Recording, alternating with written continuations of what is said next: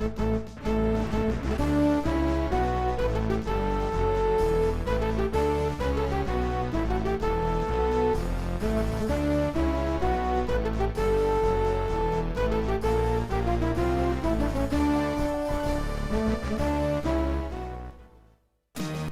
Star Confederation has reached its decision. Roger Wilco, please step forward.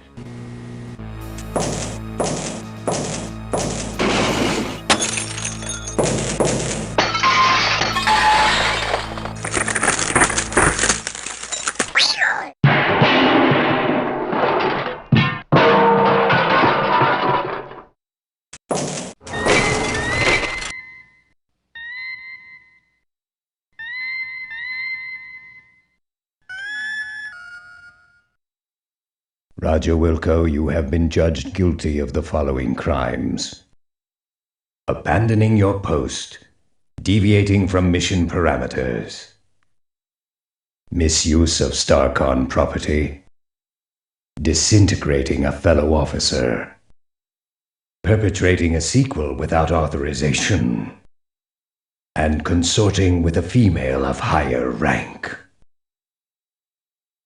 Do you have anything to say for yourself before we pronounce sentence? Can't you guys take a joke? Do you have anything intelligent to say for yourself before we pronounce sentence? Nope. Very well. It is the opinion of this tribunal that as punishment for your crimes against the Star Confederation, you are to be decommissioned. You are hereby stripped of the rank of captain. You are no longer an officer of the Star Confederation.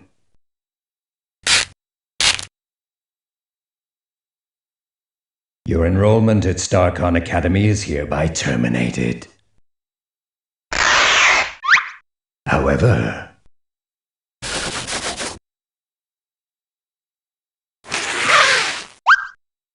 due to your successful return of the SCS Eureka, your rescue of the Goliath's crew, and the fact that nobody gets rid of stubborn mildew stains and black heel marks as well as you do, we are returning you to your former post with StarCon Fleet.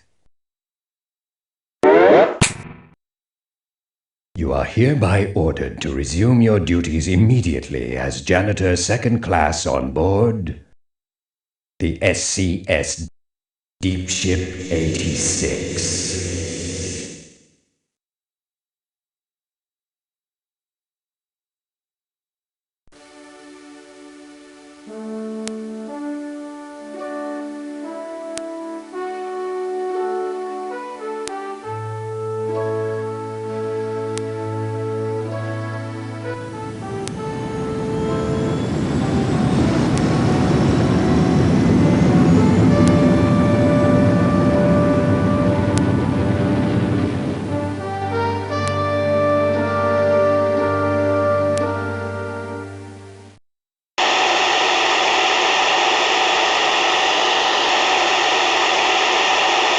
Attention all hands.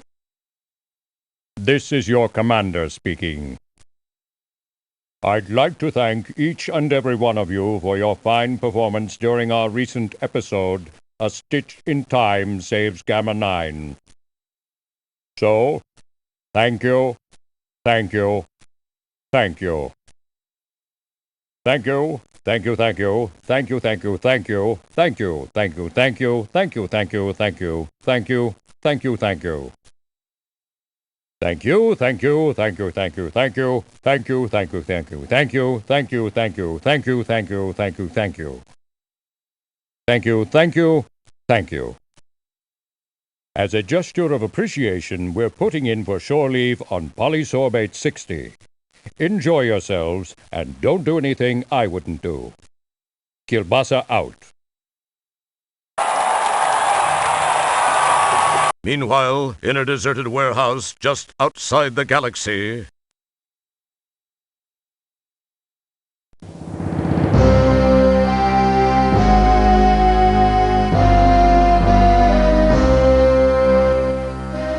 I don't care how you do it, gentlemen, so long as his body is intact. Do you understand?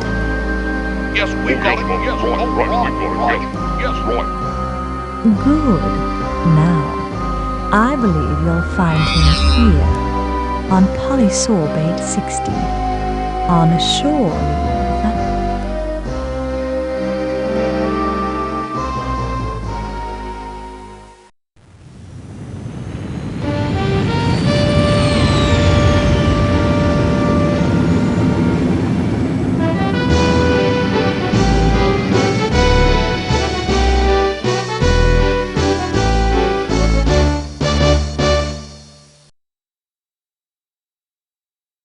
Okay, I'm ready. Energize!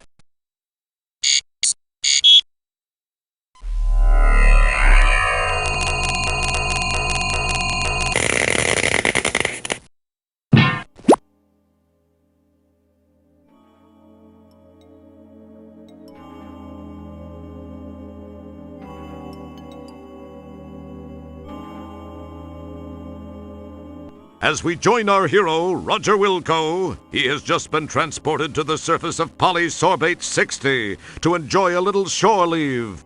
Apparently, there was a minor glitch in the process.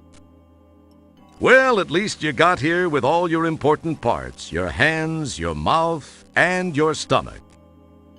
Oh, great! Real wonderful. Nice beam job, you metallic piece of scrap. Jeez, this is snug.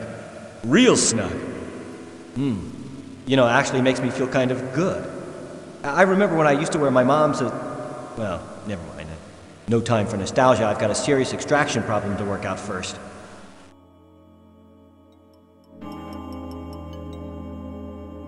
Rats! The cinema appears to be closed. You were really hoping...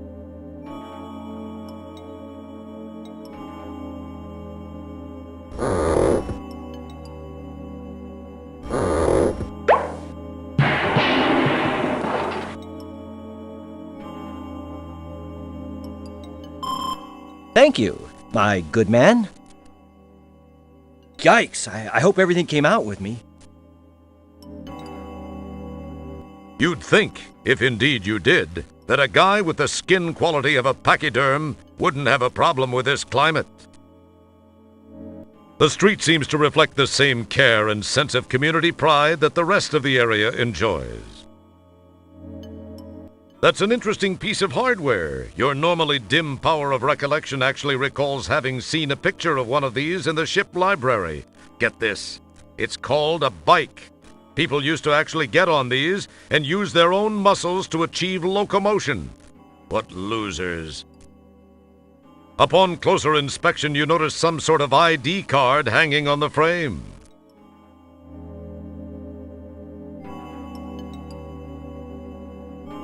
Upon grabbing the ID card, you notice the picture on it is of a rather homely-looking alien type. Guess everyone can't be as fortunate as you. The street seems to reflect the same... Yep, it's still a dump. It feels slightly gritty. You suppress an urge to dust it. Deep inside, he chuckles to himself with the thought that you think he might actually care what you have to say.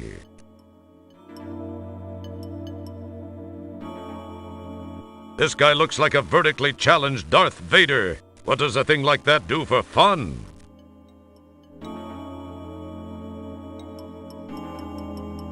That's your current Buckazoid collection.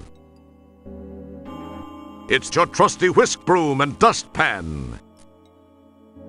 It's the alien ID you snagged from that rusty bike. That's a fairly hideous picture of the former owner.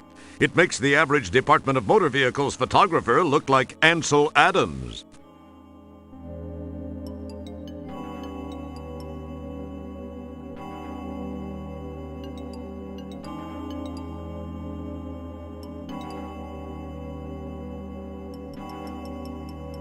This is an interesting billboard. You can't help but wonder what this Altera company markets.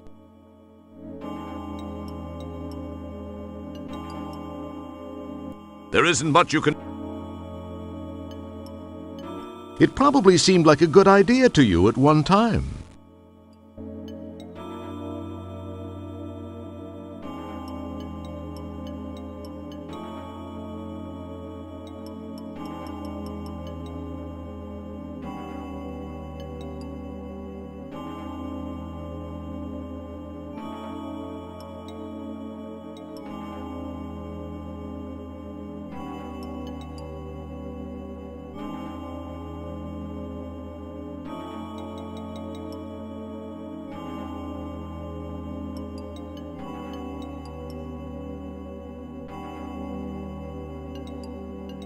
It's one of those new Kodrak mobile photo booths. I heard they were beta testing those.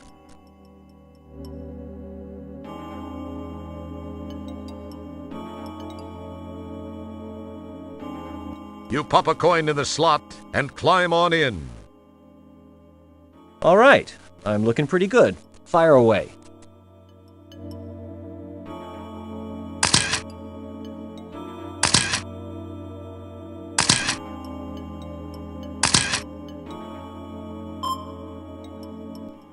There's got to be an optics problem with that machine. I look partially digested.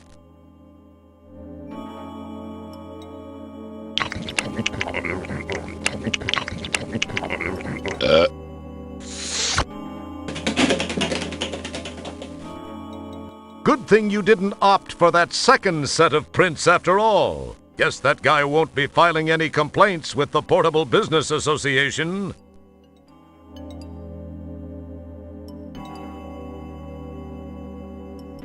You quite cleverly paste your picture over the old one on the ID card. Pretty cool looking, eh?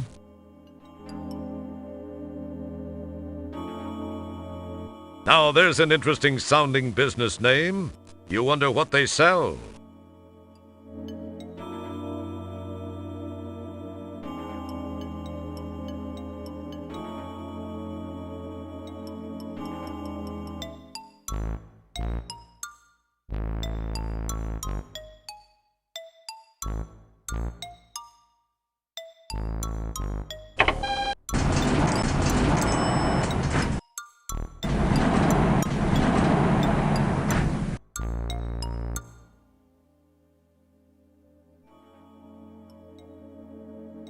She says, "Scrump off, you little felchmonger."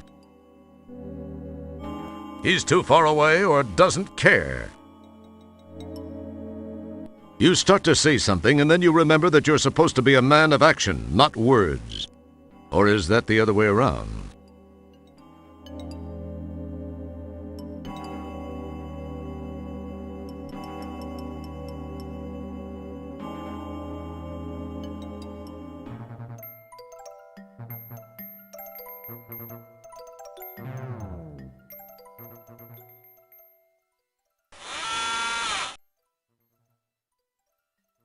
He's too far away or... Hey! I wonder if you... Nah, what was I thinking? Hey!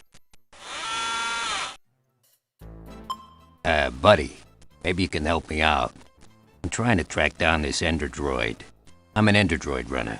I know it don't look so hot, but I'm in disguise, you know? In disguise? Yeah, you do look disguised. I just don't know what like. Hey, here's a tip. Think seriously about a flea dip. I could really use your help getting this one. I've had a hell of a time tracking him down. You've gotta help me. Tell you what, if you can find and immobilize this bionic beer opener, it's worth 50 buckazoids to you. What do you say to that? I've scoured this dung heap and haven't seen synthetic hide nor hair of him. All that's left to check is that bar. I'd go in there myself, you see, but I've had a little misunderstanding with the management. No biggie. I'm sure it'll blow over soon. Anyway, can you help me out? What do you say? 50 buckazoids. And if you don't mind me saying it, you look like you could use it. So how about it? Well, I don't know. What's this Endodroid thing look like? And why do you want it? Well, he's about your height, only maybe a few inches higher. And I'd say about your weight, give or take 60 pounds or so. But then that's just probably because of that stuff he's made of. Kind of a liquid metal thing, but that's not important. He's got a crew cut, and I think he was wearing a long, dark coat. Has a strange accent. But why do you want him? Oh, he made some people mad. How? Oh, I guess he sort of jumped out of his program and kind of killed and/or mangled a score or so of co-workers and, more importantly, management personnel. A big no-no. No big deal. I just gotta take him in for analysis and processing. It could help pull me out of my, unfortunate cash flow situation. And most importantly, it can mean 50 buckazoids for you. What do you say? Well, I could use the buckazoids. I'll see what I can do. Great. You won't regret it. You're gonna need this data quarter. It's been modified to only be sensitive to certain unique components like droidium, something only an endrodroid would be composed of. This'll help you root him out. Good luck. Let me know when you've got him. Thanks. I gotta go check in with the home office. I'll check back out here a little later to see how you're coming along.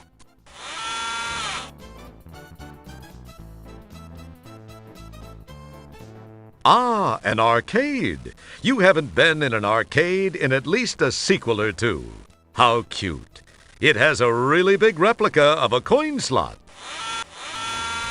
Another Orion's Belt franchise. That's one place you have yet to be banished from. I'll bet that's the finest neon sculpture on the whole corner.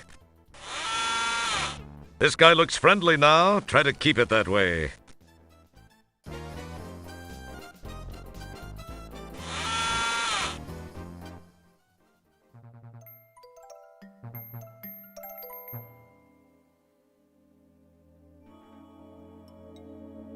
It's the Do Beam Inn, but I'm sure they accept pedestrians also. The door hinges aren't exactly overheated from a steady flow of eager patrons.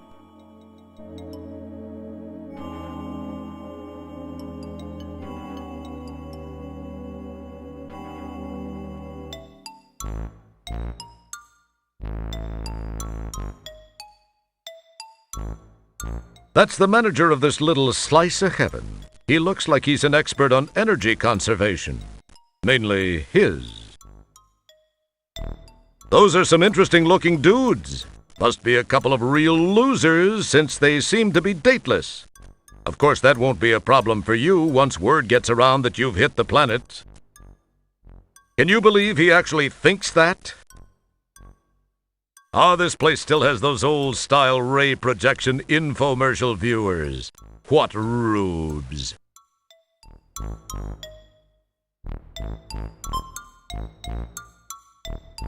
He seems to be ignoring you. Excuse me. I'd like a room, please. Really? Really? Well, I think we got one or two for a couple of $100 buckazoids a night. In advance, you understand. I believe I have a prepaid reservation provided me by StarCon. I got no reservations from any StarCon. I got no reservations, period. I do a cash business. You want a room, cough out the buckazoids. So that's, 200. Well, okay. 200? Don't you listen, son? I said 300. That's 300 a night. And I don't include any weird pets. Them's extra. I could have sworn you said... You calling me a liar? I don't need no guff from the likes of you. This is the finest lodging on the planet, son. If you don't like the prices, you can just take your sorry, pinkish carcass out of here. Well, 300? Okay, but give me your finest room then. The finest room. Yeah, right. You got it, buckaroo. Best in the house. Coming right up. Pay up, and we're in business.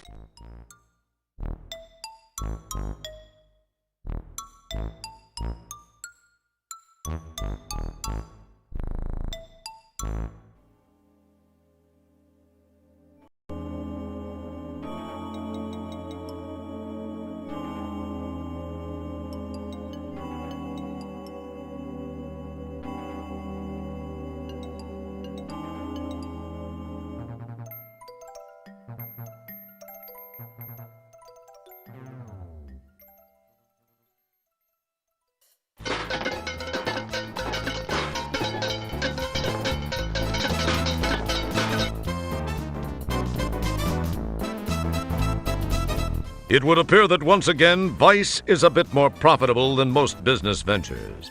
This place is almost too hip for the planet.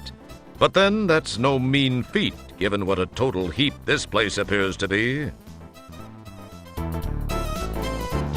Looks like this big furry dude is laying out his best Orlanian pickup lines for the Ice Queen. It appears she's not fielding any of them. So this is where Sinead O'Connor's been hanging out. A quick look indicates that the bartender is physically well-balanced and adroit, a good combination for this profession.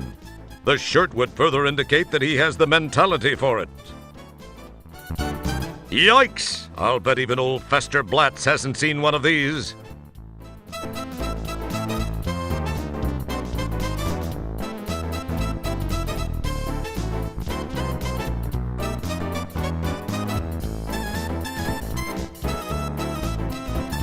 Now there's an interesting look. What can be said that isn't painfully obvious? That she'll look better come closing time. That bores me so. She sure could use a no-pest strip. This guy has an interesting cranial configuration. Unlike that popular trunk-bearing pachyderm on that planet Earth, this guy seems to actually be drinking through his trunk. That means he's drinking through his nose. Yuck. You recognize the uniform of the Fistal Hemisphere Alliance.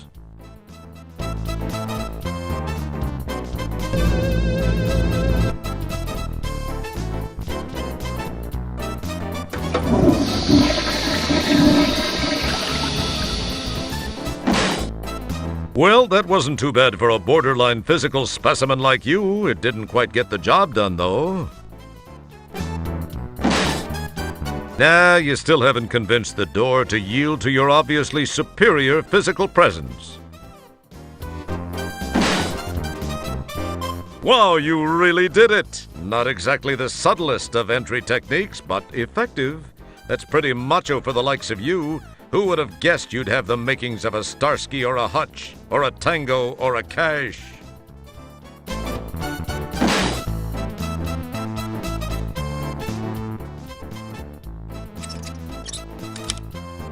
You go now and I don't rearrange your organs.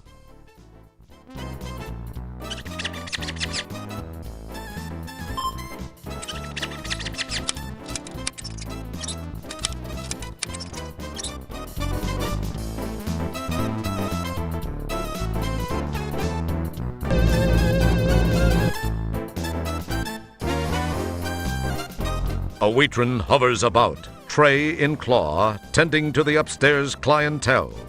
It makes decent tips, especially for a synthetic being.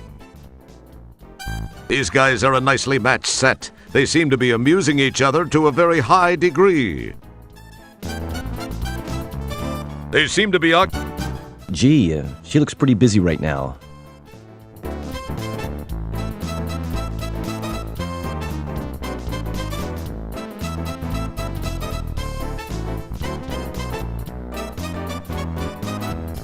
You snag a buckazoid off the waitron. How cool you are.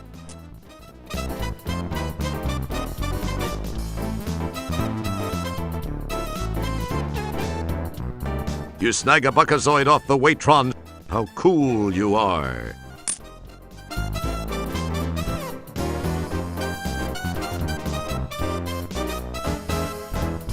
You snag a buckazoid off the waitron. How cool you are.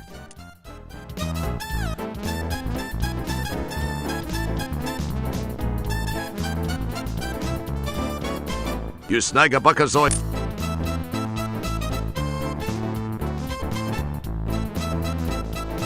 You hear them say, "Geez, our skimmer's double hovered. We gotta run."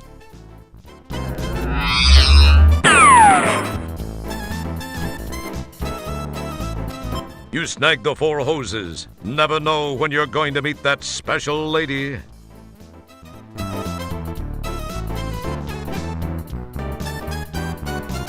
You carefully untangle the twisted mass of hookah hoses and then rehook the hoses to create one long hose. It reminds you of Christmas time back home when you enjoyed untangling the Christmas lights and saying to yourself, "I get so much satisfaction from cleaning and straightening.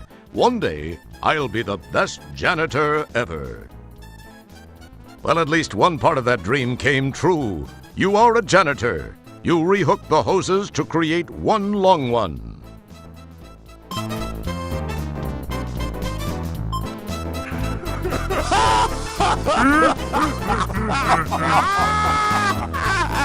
The canister snaps neatly into the conduit opening.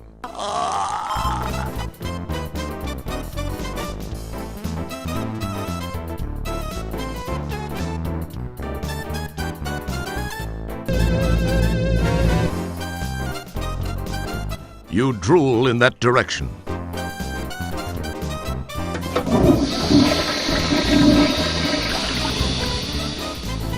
What can I do for you there, fella? What have you got? Well, aside from the obvious stuff which is glaring in your face from the back wall here, I do make some mixed drinks. I mean, if I do say so myself, I make a pretty mean William Gibson and a pretty good ass-em-off cocktail, you know what I mean, huh? Hey, I got you. Try a fuzzy toe jam. They seem to be pretty popular with your particular species here. Okay, you got it, pal.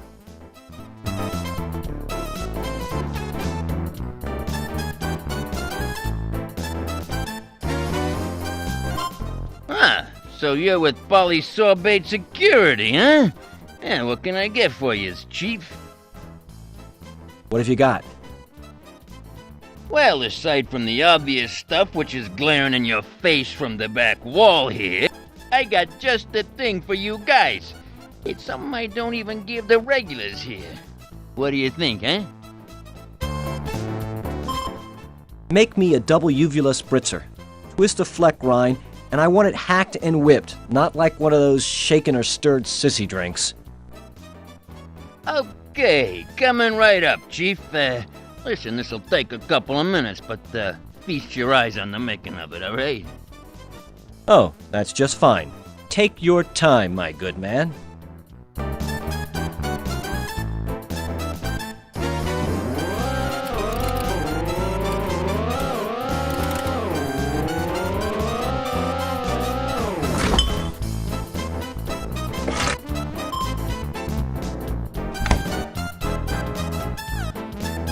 This one doesn't spew anything.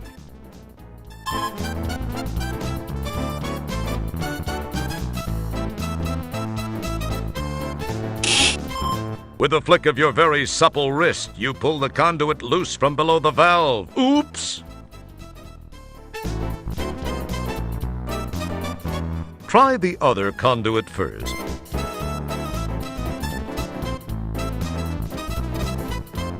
The hookah hose is now attached to the leftmost conduit.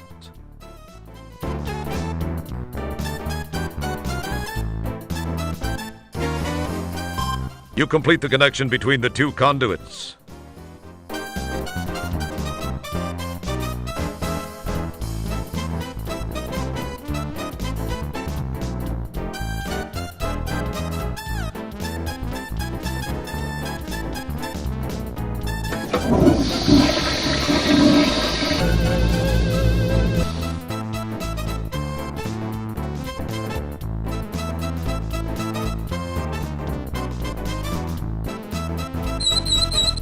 Nitro begins to flow through the tubing and into the conduit.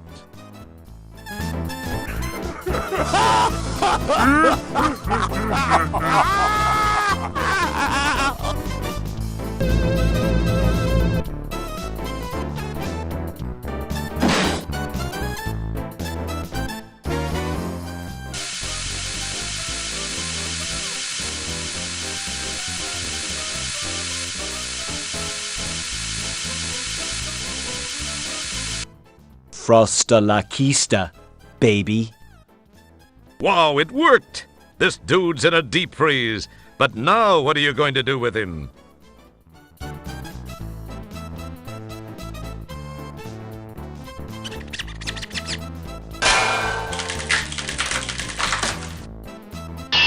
Cool. Laying a solid blow upside the head of this frigid felon has reduced him to cubes. He's not too hard to handle now.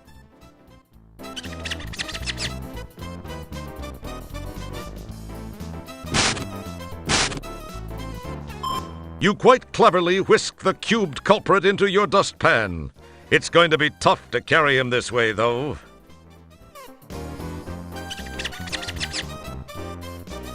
Very good. He'll be much more transportable this way. However, you'd better hope it doesn't thaw.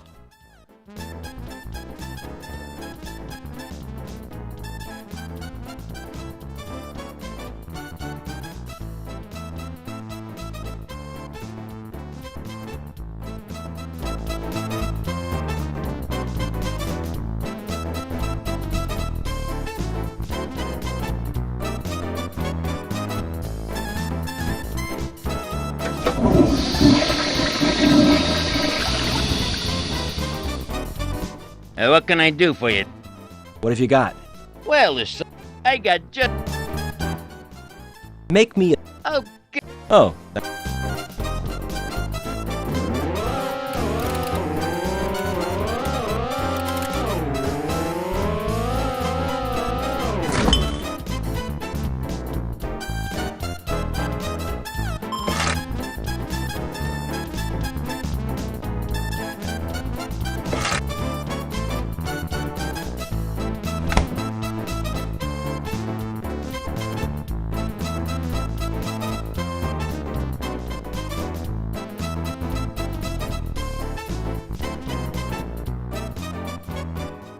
Here's your cubed compadre. Where's my 50 buckazoids? No bull. You really got him, eh? I mean, good job. Yeah, I really got him. And I could really use my 50 buckazoids. Tell you what, I'll pay you when they pay me. No, I need the money now. Or I let the guy thaw right here, right now. No, just a minute. You don't want to do that. Hold on to your alimentary contents. I got it here. Here, you happy? I'll just be taking that tray. Been a special treat doing business with you.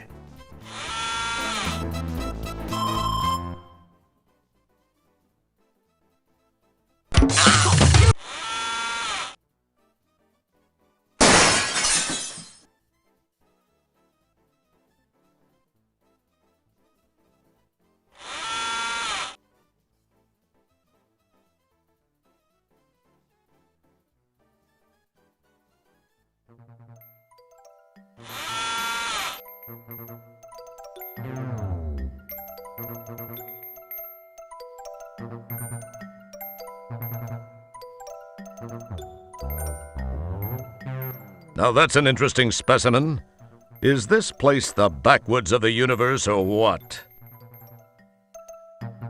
An overhead screen advertises a new kiddie-level arcade game in which you walk around Calcutta trying to match the right body part with the leper who lost it.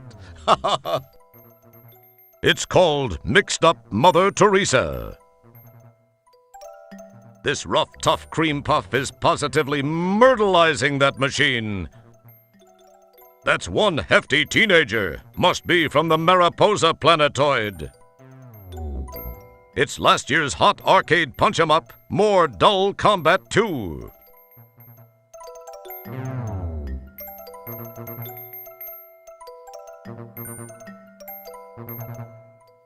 So this is Stooge Fighter 3.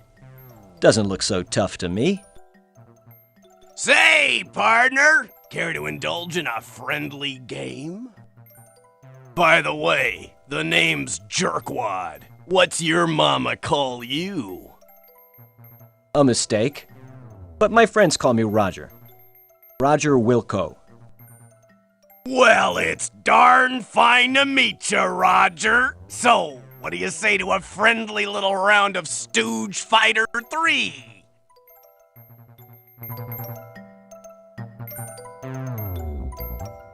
Gosh, Mr. Jerkwad, that sounds neat.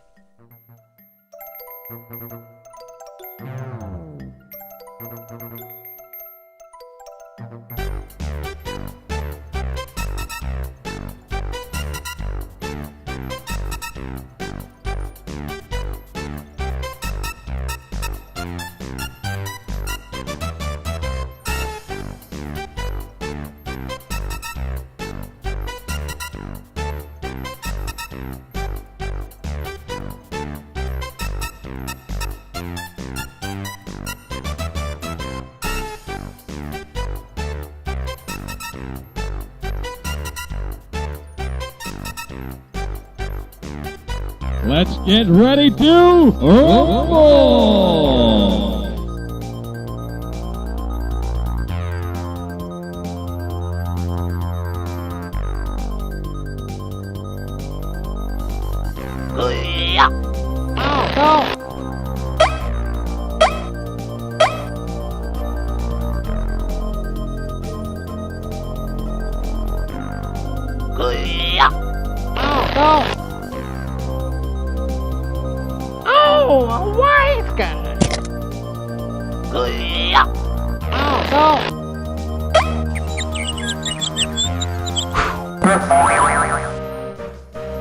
Big Mo wins.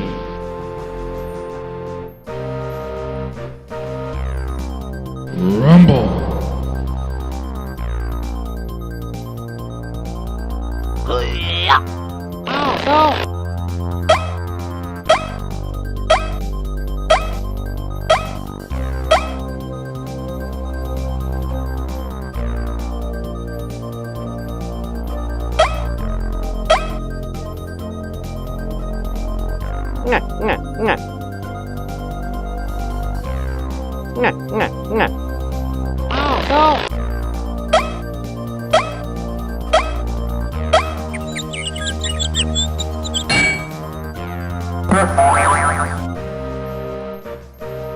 Big Mo wins the match. He moitered you.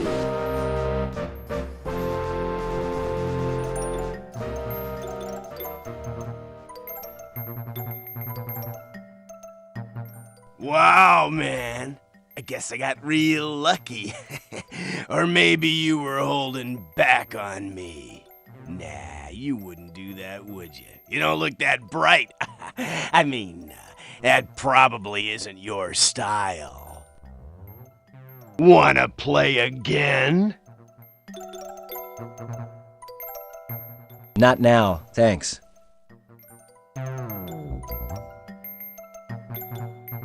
Interesting head formation. He looks like one of those cranium suckers you saw in a scary movie once. Guess that means you'll be safe. You display your standard blank stare, but it is unimpressed.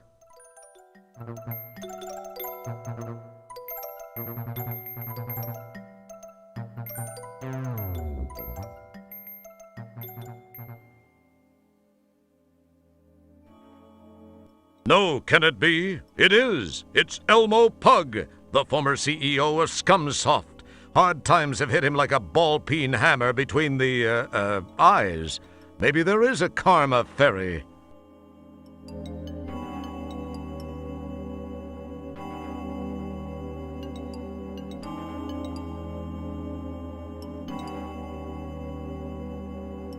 He's too far away, or... You get a jump. Your words...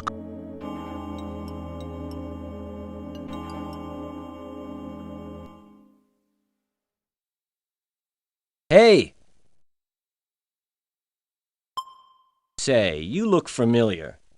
Didn't I kick your butt in a huge robot once?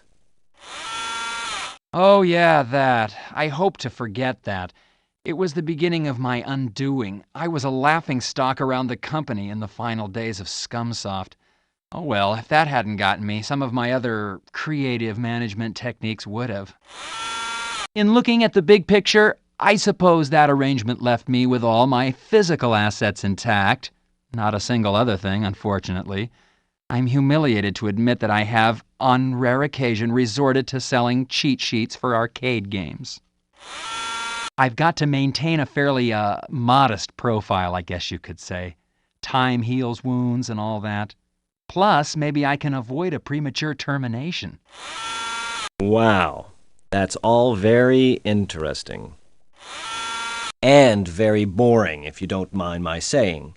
What I want to know is, can you sell me a cheat sheet for Stooge Fighter 3? Well, I think I may be able to facilitate that. I may have one in stock. Okay, here's what I need from you. A nice new bottle of Cold Swordian brandy. If you can deliver that, I think we can call it a deal. My people, I'll be waiting to take delivery from you so that we can put a bow on this deal. Catch you later.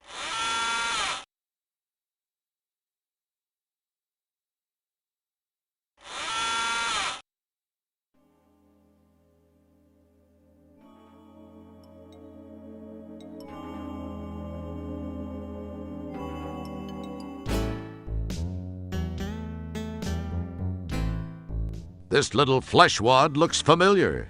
You wonder what he's doing here. Must have been a victim of the telecommunications wars.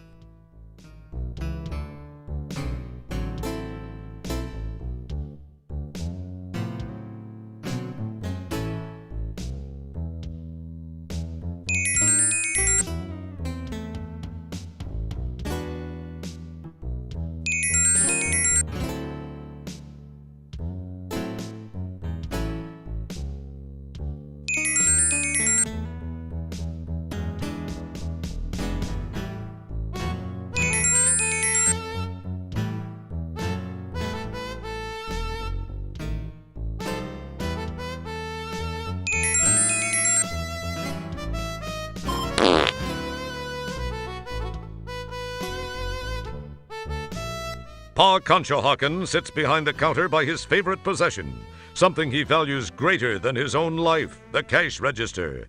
Pa's been in business for quite a while, as his grizzled look might attest.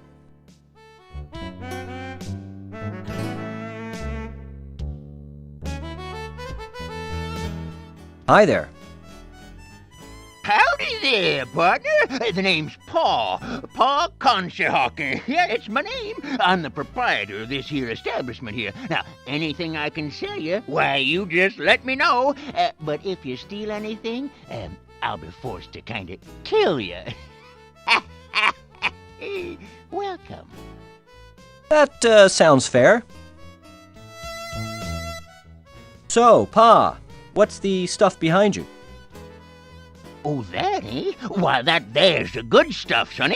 I got some real fine stuff back here. Oh, yeah, I do. That's Cold Swordian brandy. That's what that is. Best available in these parts here. Now, it's way out of your price range, I'm sure. It goes for 20 buckazoids per.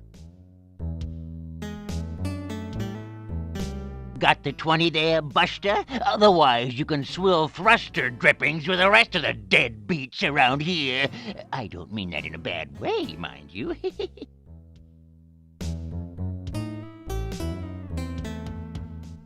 I'd like a bottle of your Cold Swordian brandy, please. Well, so you're interested in the good stuff, eh? I'll just take that 20. Thank you. I haven't sold much of this stuff lately, except to some sorry-looking little pud. Oh, hey, that reminds me. He still owes me some money. Oh, I can't believe I fell for that scam. Oh, well, enjoy, sucker.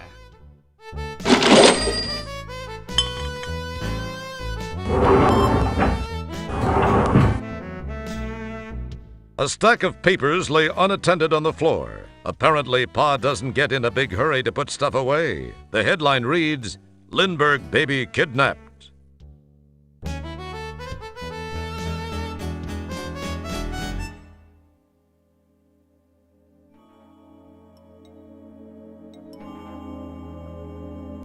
Yes! Mr. Wilco, I'm most pleased you've chosen to do business with us.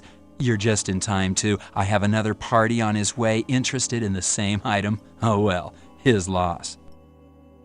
Well, I'll take that off your hands. Now, per our agreement, here's your cheat sheet. I'm certain you'll find the game much more interesting now.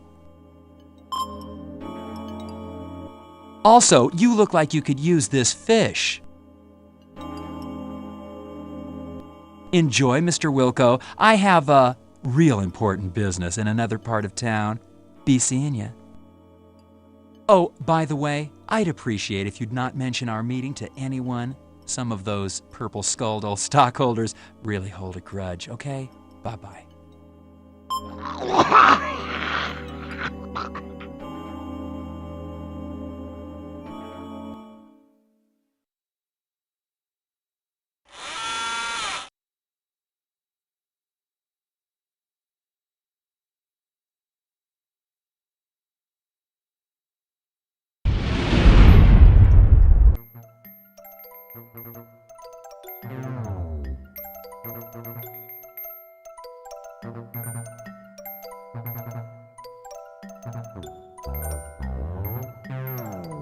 It's the Stooge Fighter 3 cheat sheet you got from Elmo.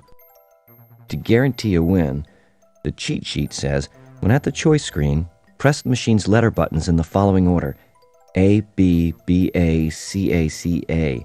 Then, be aggressive and attack as much as possible using your new secret weapon.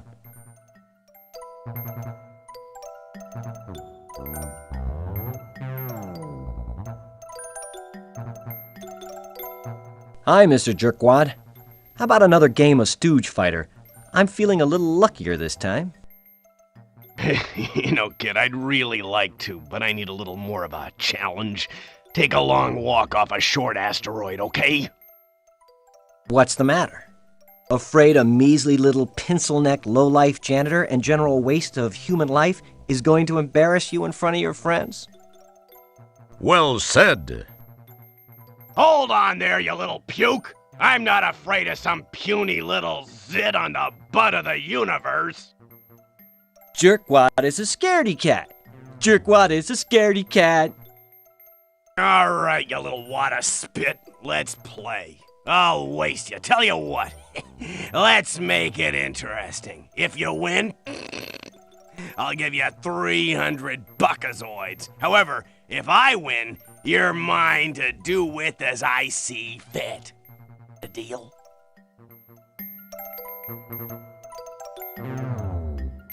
Oh, this is gonna be fun! Oh, you're a bit puny, but I'm sure I'll be able to get a few buckazoids for you over at the slave colony.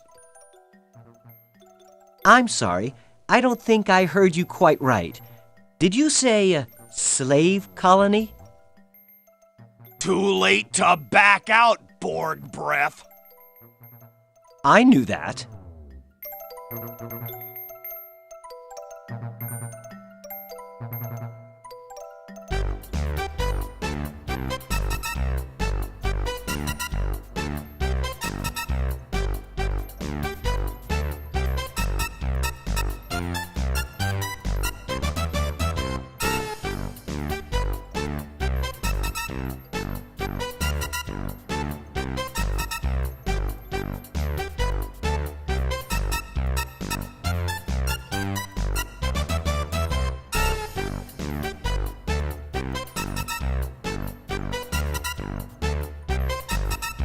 Let's get ready to rumble!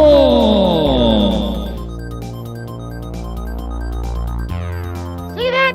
Hit that! Hoo-yah! Oh, no! Hoo-yah! Oh, no! See that? Hit that! See that? Hit that!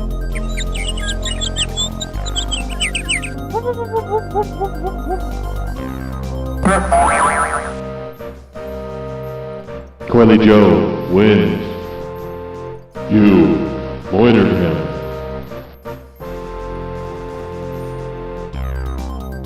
Rumble.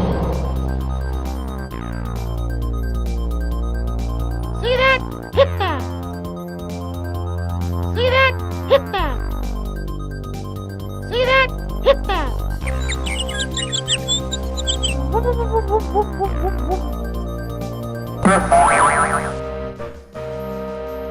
Coily Joe wins the match. Unblemished victory. You moitered him.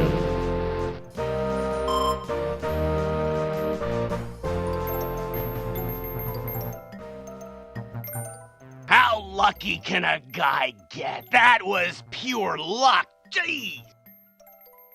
Where's my money?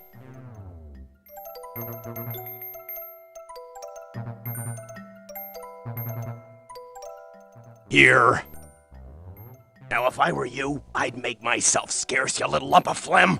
Otherwise, I'm gonna lose my temper, and all that's gonna be left of you is teeth and toenails.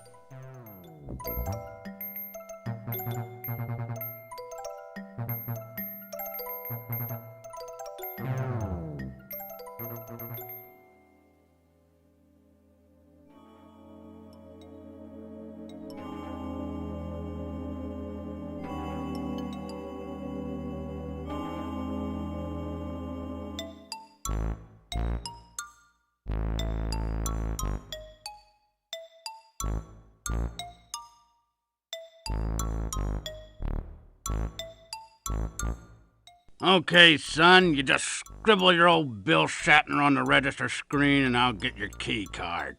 It's as fine a room as you'll find on this orb. You have a brief moment of what you think is cleverness. You decide to wittily sign the name Franzel Neekberm.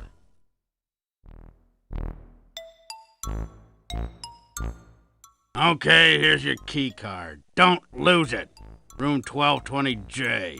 Up the elevator. Franzel Neekberm. If I had a buckazoid for every time I'd seen that name, I'd be sitting pretty. I could afford one of those fancy fur-lined donut thingies that... Wait, what was I saying? Anyway, enjoy your stay. If you need anything, don't hesitate to tell someone. Gee, thanks. Say, could you tell me where...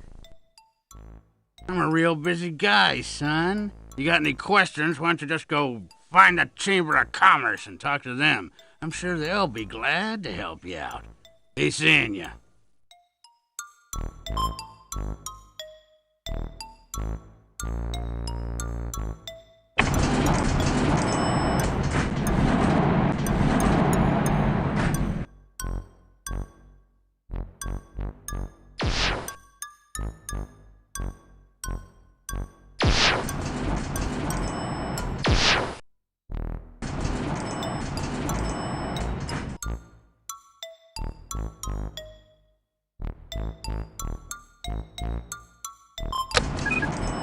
Just as you're about to insert the key card so you can go inside and check out your new digs, you notice those two goony-looking dudes from the lobby walking in your direction at a rather deliberate pace. Perhaps they're going to welcome you to the place or show you where the ice machine is.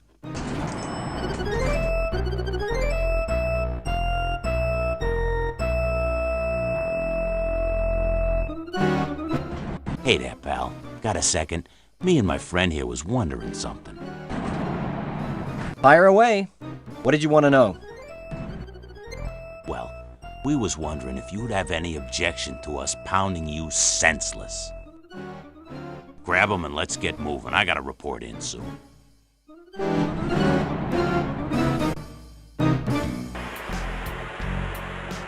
You puny little scumbag. I can't believe anyone would want you.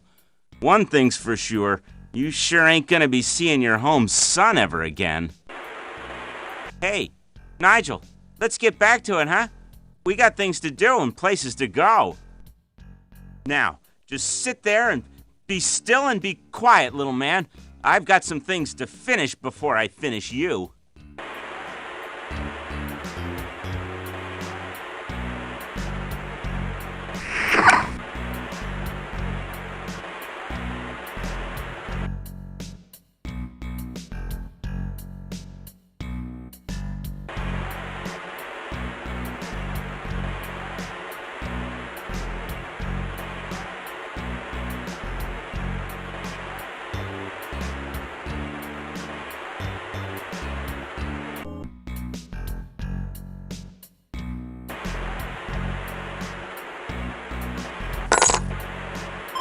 Hey, what the fu...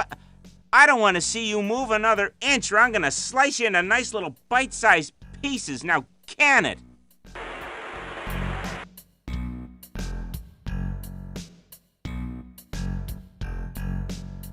A beautiful thick shag carpet of Pelvis Brailsford, the rock and roll programming sensation, adorns the east wall of this grungy apartment. It's the popular pin-up alien Krill McPherson, the one that poses all over Time Pods in Space Piston magazine. Just watch that McPherson strut. It's one of those wads of lard you ran into at the inn. Due to the planetary location of this unit, it can't keep a steady picture for very long. And as is universally known, the local cable company will get around to fixing it at their convenience. And who knows, you might get lucky and get another shopping channel or country western station in the process.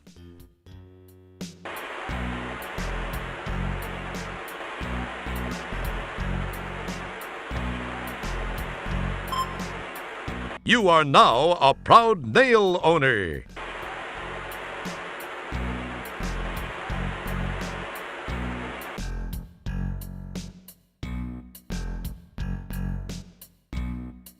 Good thinking. The nail proves to be just what you needed to free yourself from those handcuffs. Don't get all excited, Little Red Riding Hood. You aren't out of those woods yet.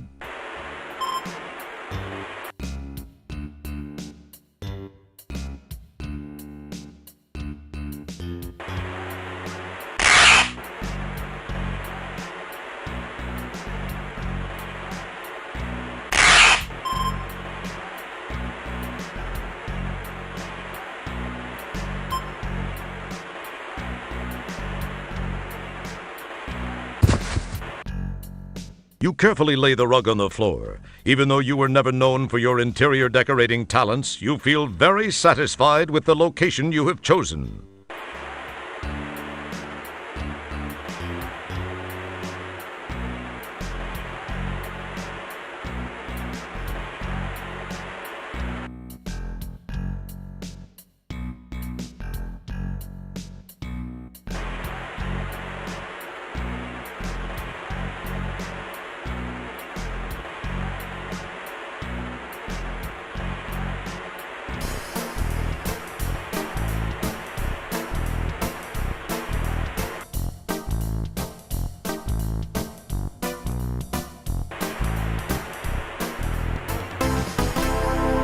Your body is now carrying a nice static charge.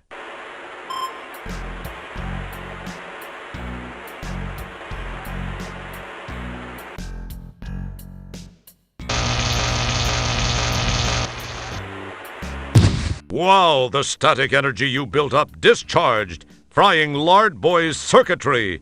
Did you actually think of that, or was it just luck? This alien woman looks to be in very bad shape. Her pupils are fixed and dilated. Her body is stiff, almost as if she's dead. And her skin looks tight and puffy, as if bodily gases are building up inside her. Bandages and patches appear in profusion all over her, and some of her seams look like they're about to give way. You make a mental note to come back and rescue this poor woman.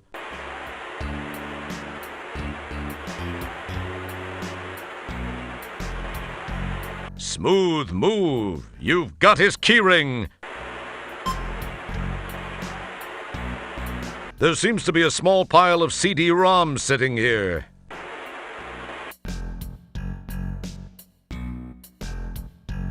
Your search through the CDs reveals a bunch of typically boring multimedia magazines.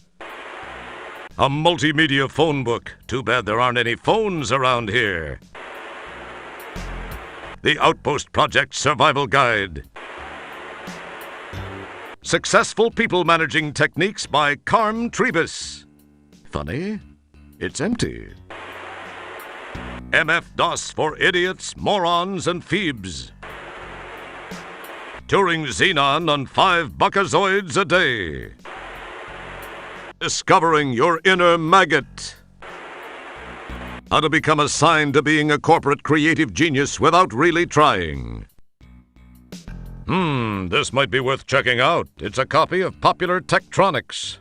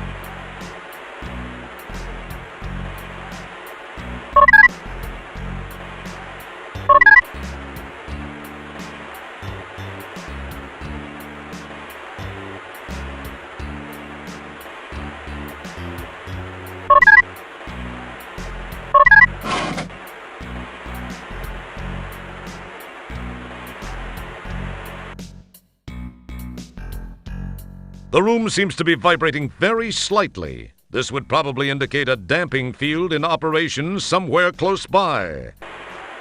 Either that or someone downstairs is using a pro shiatsu.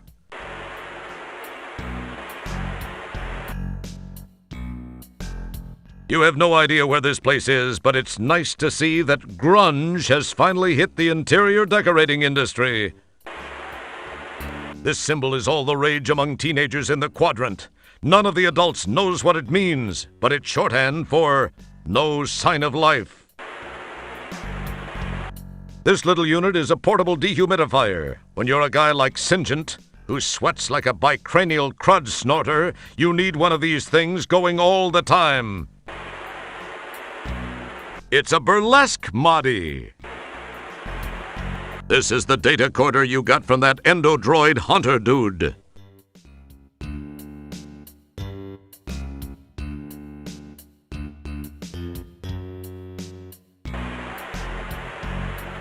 You now possess the Modi.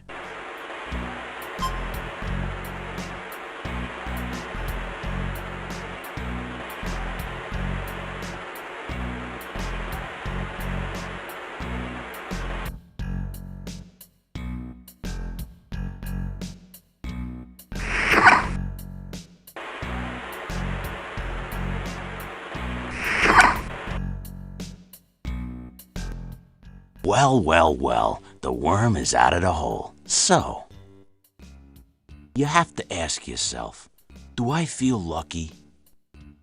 Well, do I, punk? A box of Modis, behavioral modification Eurocircuit chips, lies under the desk. You poke and prod amongst the Modis until you find a Modi labeled churlish. Being intrigued by the word, you glom it. Incidentally, you might want to look up the word churlish before you do anything stupid.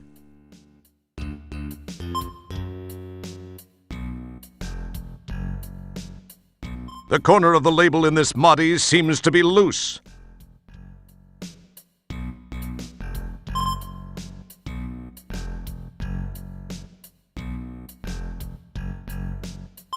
Thinking it was the churlish Modi, he pops it in place.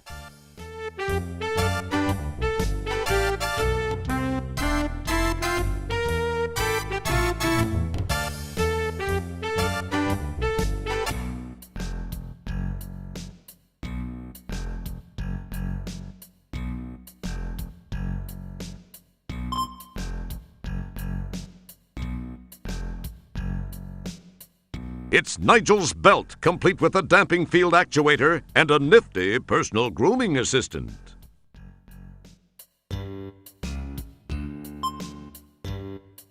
That's an interesting idea. Not a good one, but interesting nonetheless. Yuck! It's the hair you pulled from Nigel's personal grooming assistant.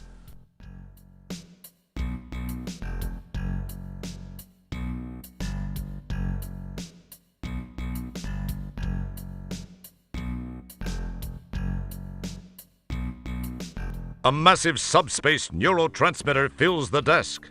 Amplified by brainwave patterns, neurotransmissions are not affected by local damping fields. But you already knew that, right?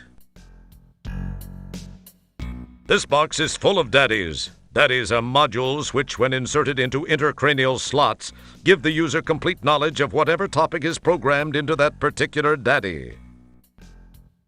This appears to be some sort of control room. There's a landing platform beyond the damping field induction coils in the archway.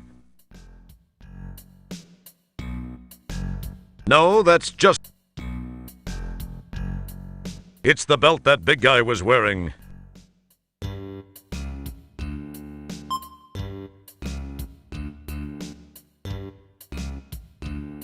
It's the damping field actuator.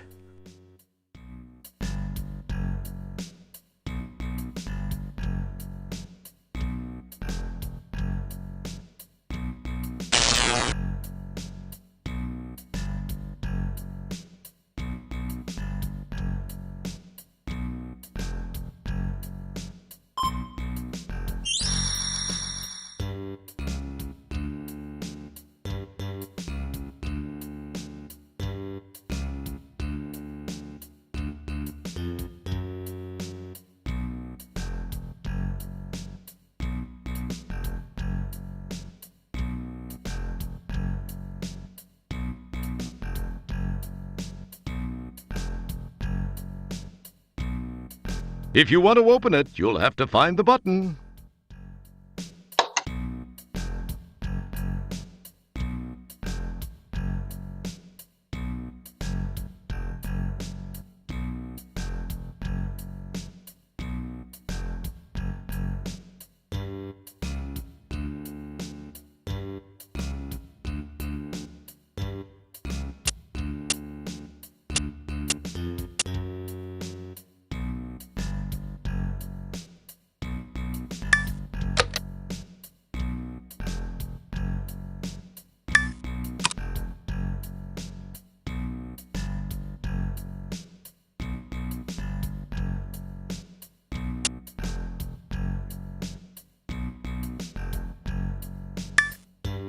Didn't that Sally Struthers learn-at-home course teach you not to stack components on top of each other?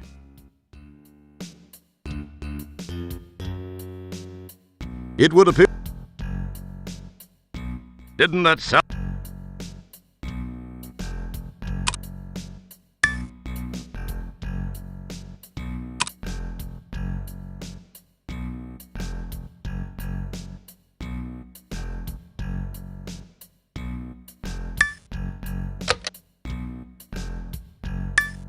Didn't that Sally Struthers...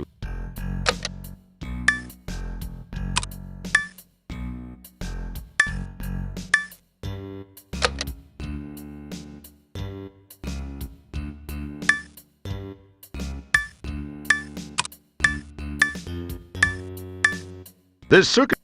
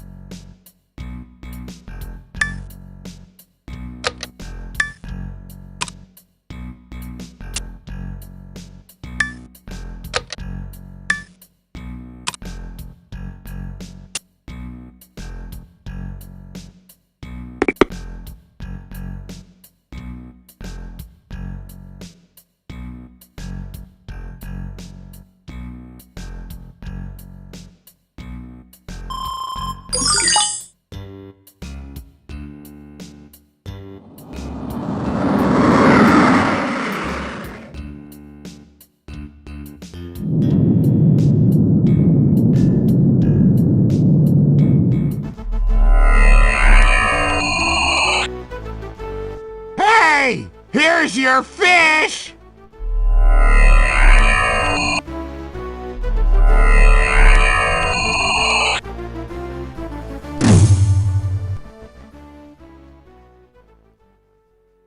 Stellar, you picked up my homing signal. I can't believe I actually made it work. Now no one can say I spent a little bit too much free time in the bathroom with Popular Tektronix. Popular Tektronix, who are you trying to kid? I know what you were reading in there. What was that voice, Roger? I thought I heard something. Pay no attention, Stellar. It was probably just a mechanical flatulence from the ship. Anyway, we received a transmission from a nearby StarCon communications monitoring platform. They told us of some unusual signal originating from the area of polysorbate 60. We dialed it in, scanned the coordinates, and found you. So what are you doing in this sector, Stellar? I thought you were stationed on the SCS Heinz 57. I am. I had some leave accumulated and decided to take it. This is kind of embarrassing for me. I actually came to see you.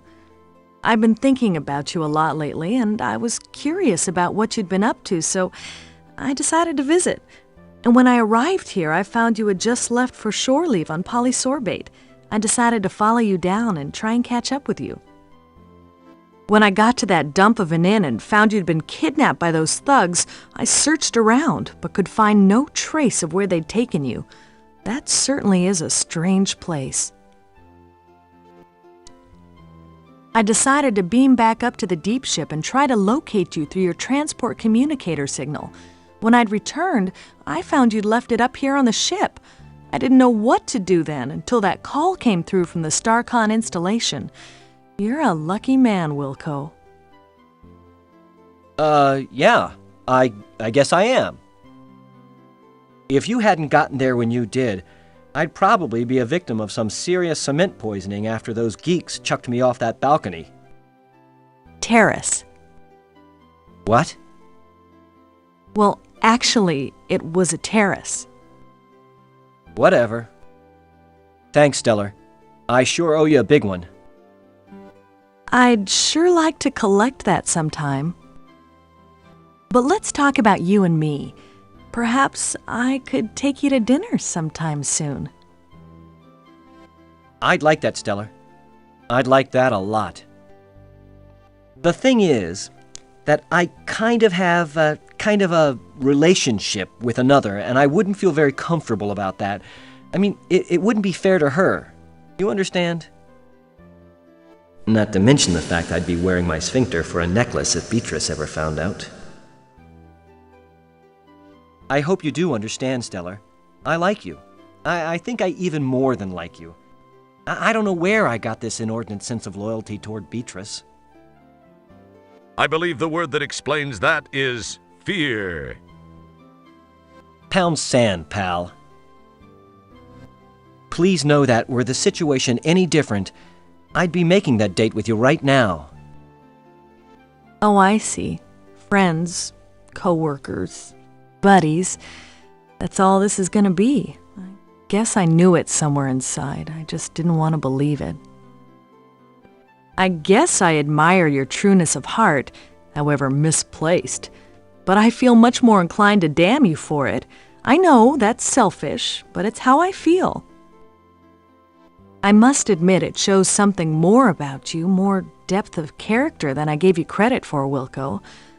Well, I'm patient if you ever have a change of heart. Well, Roger, we should see what we can find out about those subhuman walking dumpsters that had such a keen interest in you. I don't suppose you heard their names. No, but I did get this neat personal grooming assistant. It needs a little cleaning, but... That's great, Roger. Don't clean it, though.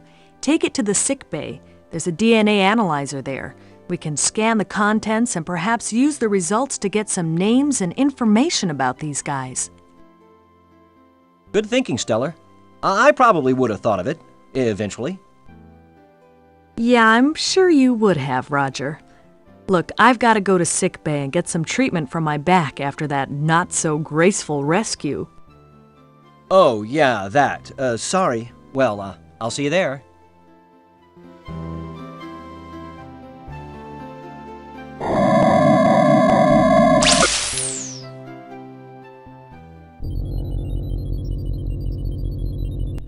Commander, I am receiving a message from StarCon. Computer on screen. Hello, Commander Kilbasa. I have a new directive for Deep Ship 86. This is actually a special request from me, Commander. As you may know, I served with Admiral Bluntfang during the Fallopian Campaign. Admiral Bluntfang's widow is involved in building an off-world retirement community. They are almost finished, but have requested assistance from Deep Ship 86. Commander, please extend her every courtesy. You know, if things go well, this would not look too bad in your personnel file. I will let Sharpay, the Admiral's widow, explain further. Hello, Commander Kilbasa. As Admiral Toolman mentioned, we have almost completed our project here, but could use StarCon assistance. To be honest, Commander, I pulled a few strings, but this is an important mission, I assure you. Since you are scheduled to be present for the dedication of the Golden Light Year's retirement center anyway, I hoped you might alter your travel plans to accommodate an earlier arrival. From the information provided me by my old friend, the Admiral, you would be able to warp here within a few hours. I require some assistance from your ship, as well as one of your crew members. Allow me to explain.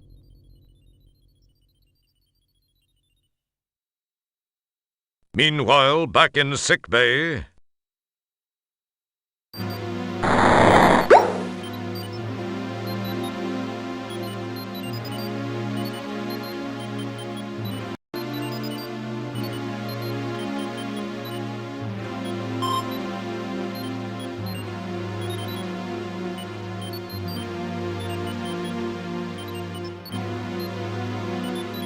This is a DNA sequencer.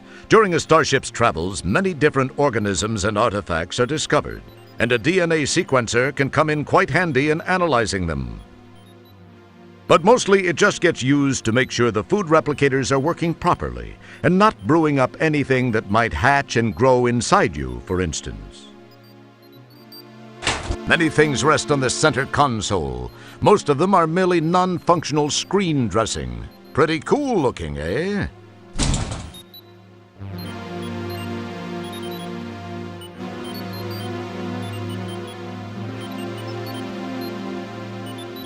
I'm sorry, Mr. Wilco. The sequencer is for use by trained personnel only. Obviously, you don't fit that description. I'm afraid I can't allow you to use it. Come on, Jebba, be a pal. Who'll know? I'm sorry, Mr. Wilco. It's a StarCon regulation. Jebba is an interesting-looking fellow. That is, if you think a melted purple marshmallow with an internal skeleton is interesting. He's the main research attendant here in the sickbay.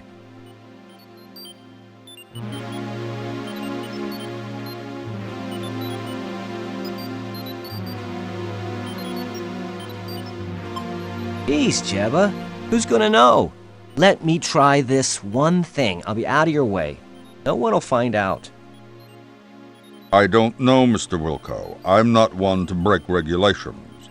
I really don't think it's a good idea. I swear, it'll only take a minute. We're out in the middle of nowhere. No one will find out.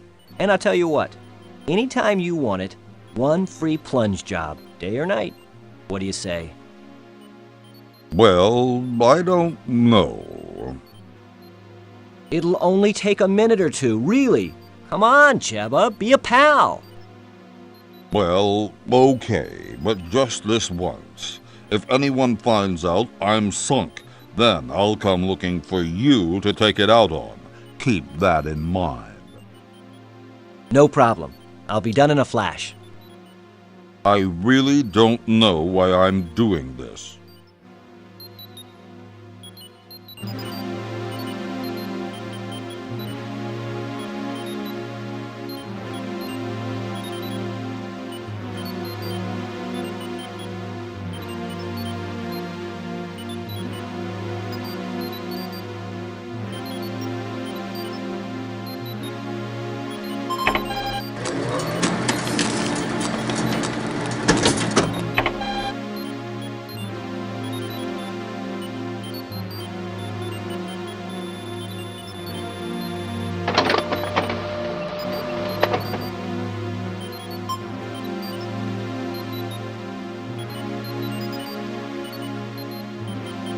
It's a case of something you don't care about.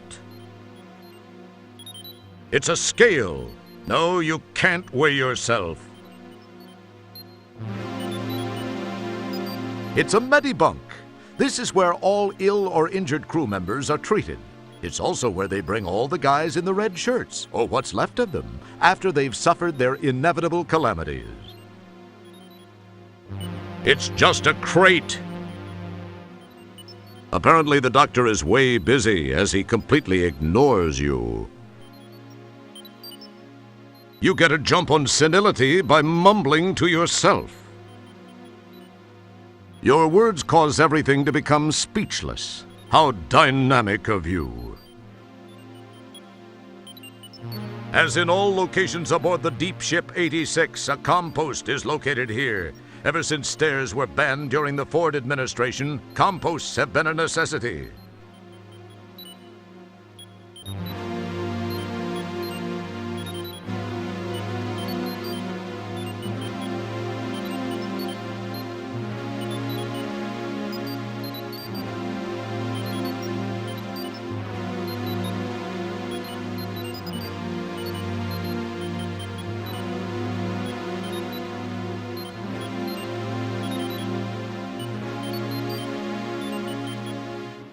Neat.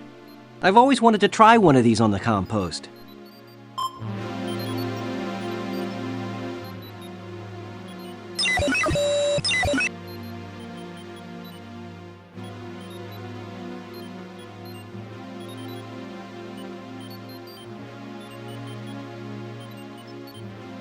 Oh, hi, Stellar. I hope your back's feeling better. They just finished treating me, and it is starting to feel better. However, I was told to lay off rescuing people for a while, especially you. So, did you have any luck? I got some information from the sample I ran through the DNA sequencer. When I tried it, all I got was a name. All it said after that was that the file is closed. I wonder why that is. I don't know for sure, Roger, but it seems a bit suspicious. When a file is marked like that, there's usually a very good reason. Most frequently, it indicates the file is closed for intelligence purposes, or it's legally sealed by some judicial body. In the case of those tubs of guts that grabbed you, I'd have to say it's not a government agency directly behind it. It sounds more like someone with access from the outside to a friend or two inside. A more paranoid person might say this smells way wrong. Then again, when did you last change your socks? If the files are sealed, then we have nothing to go on. True. The only thing I can think of is that they may be accessible by jacking into cyberspace. I've never done it, but I know it can be done. So I guess this means you won't be trying it first. I'd love to try it, but I can't since we don't know how. Well, actually, I read it can be done with the help of a cyberjack and headset and a cyberspace jack interface module. The article said there are several things to access out there and that there's a vast library of files to browse. It said that the Information Superhighway project is a little behind schedule, but that there are some operative areas. Other than that, I don't have a clue as to how we can gain any information about them. So you think this cyberspace thing could work? Well, I can only tell you what I've read. Navigating it takes a little patience, but I think it's the only option you have. I don't know if you'll locate a cyberjacking headset. Because of the delays in the project, they've become more like collector's items than marketable, functionable products. We do have cyberjack modules built into the compost. That's true. Of course, we won't know anyway without the jack. That bites. I wonder where we could find one of those. I wish I knew, Roger. There must be some place. Attention! We are now orbiting the Delta Berxilon 5 colony as requested by StarCon. Most of you know your assignments as they have been broadcast to your composts. Please represent StarCon properly. Kilbasa, out. You better get moving since you don't know yet what your assignment is. I have some checking around to do. We'll talk later. Thanks, Stellar. I'll see you soon. Maybe we can work in that dinner.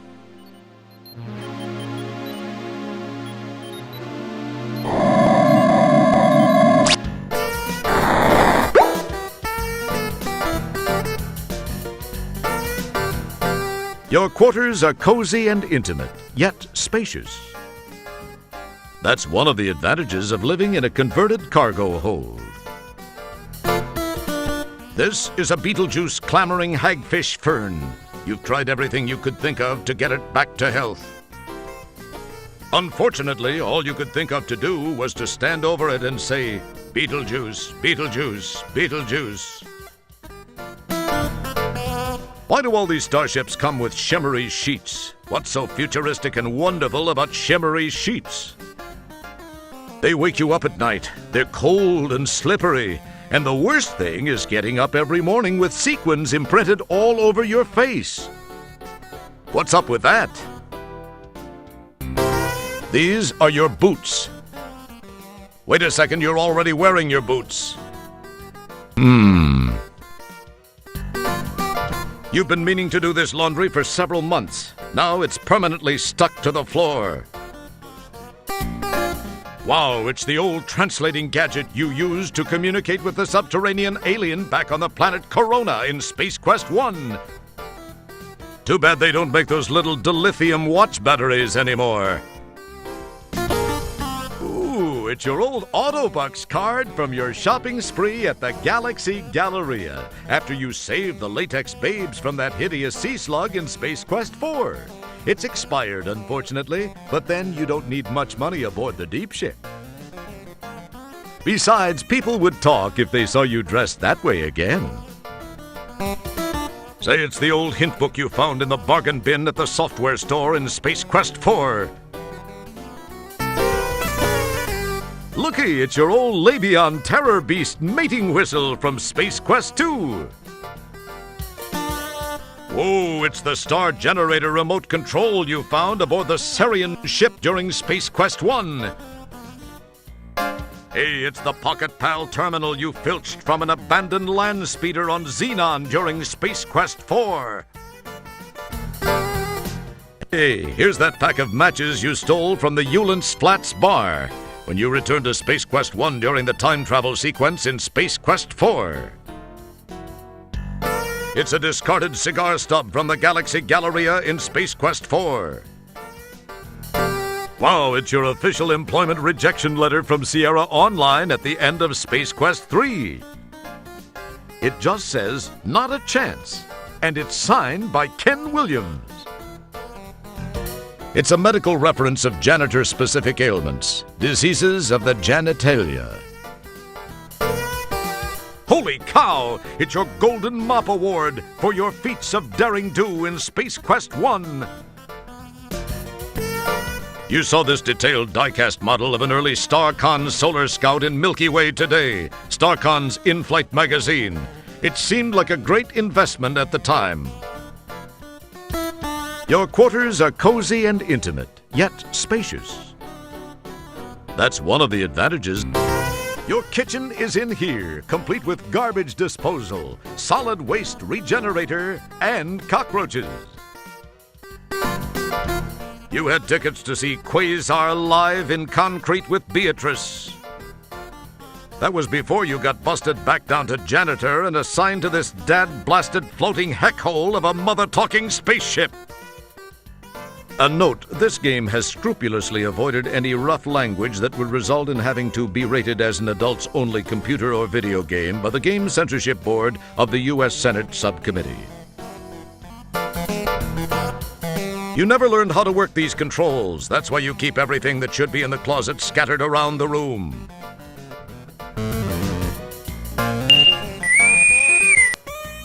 Wow, a message for me. I must be getting popular. I wonder what it is.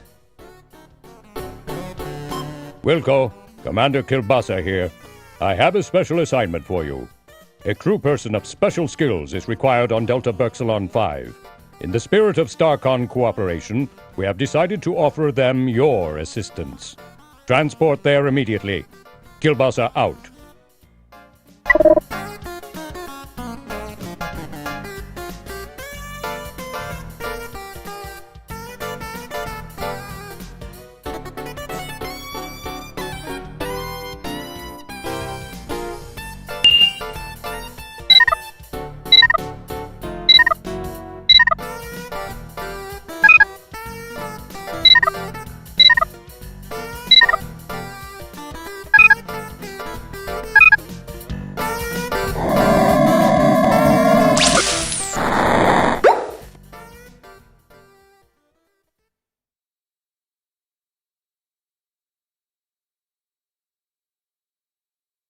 Okay, I'm ready.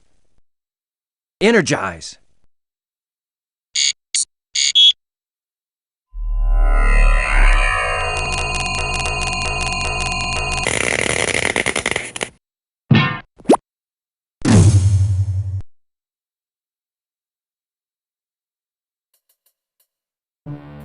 Commander Kilbasa and that other guy look like they're just finishing up a conversation. Janitor Wilco, Dr. Bellows and I were just talking about you. Please report to Sharpay's quarters, Janitor Wilco. She is in need of someone with your special skill set. Be quick about it. Yes, sir.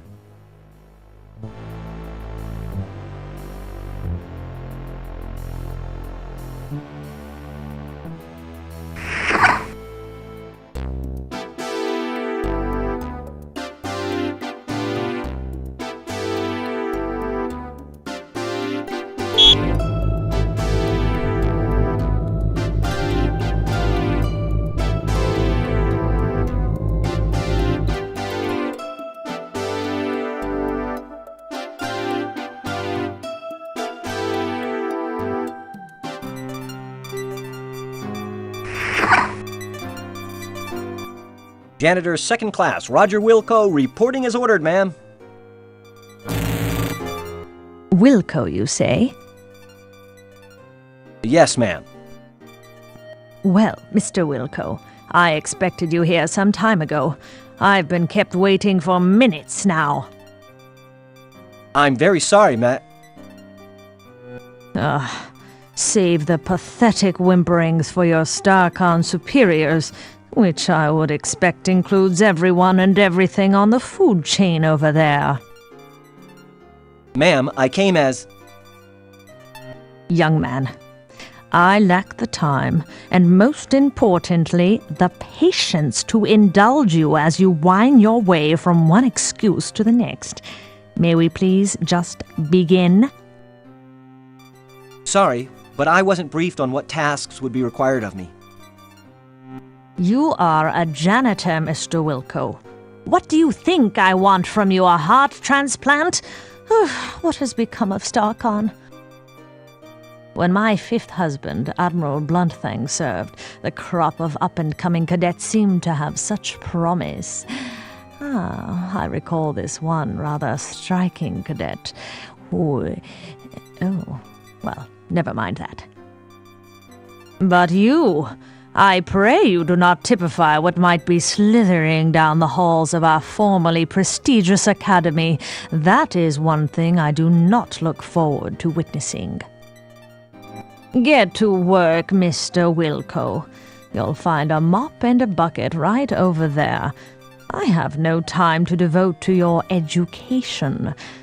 That would take a lifetime, and the most copious amount of patience a universe could muster. My life is soon to expire. Please, just clean. I must rest now.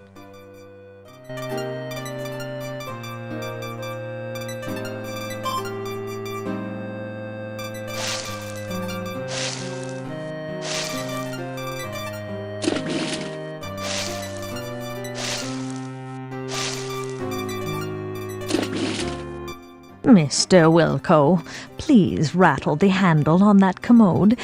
It is positively maddening. You got it, right away, ma'am. Whatever I can do. Please do it, and quietly. I must have my rest. You as a janitor would only have a clue as to what was contained in those bottles if the content showing through them resembled some sort of waste product or cleaning supply. A contaminated waste items receptacle stands awaiting contaminated waste items. It's some sort of medical unit. You don't know what it is. After all, you're a janitor, not a doctor, damn it. It looks like a heart monitor. It must be amazingly sensitive since this crusty old beast appears rather heartless. The wrinkled one rests quietly in her crapomatic adjustable bed. It looks like an empty specimen jar. Maybe later, if you find some free time, you could give it a fill. Keeps the techs guessing.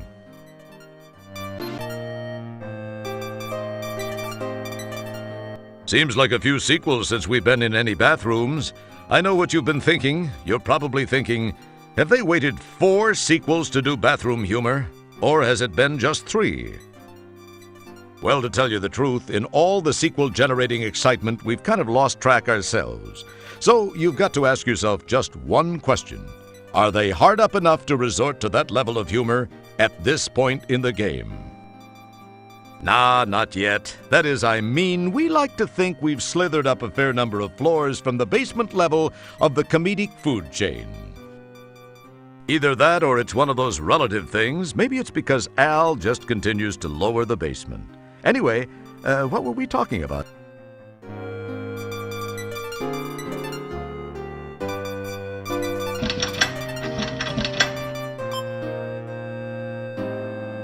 Mr. Wilco, it is time for me to take my meds.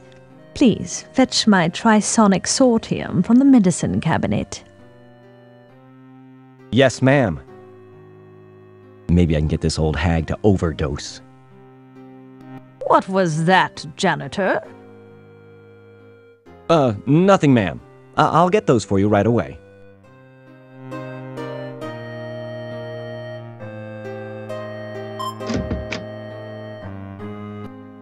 I can't find her medicine. I don't think she knows what she's talking about.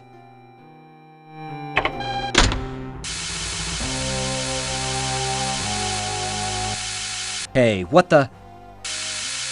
While we await a fully formed thought from Roger, it should be mentioned that there seems to be some sort of gas entering the room through the left vent.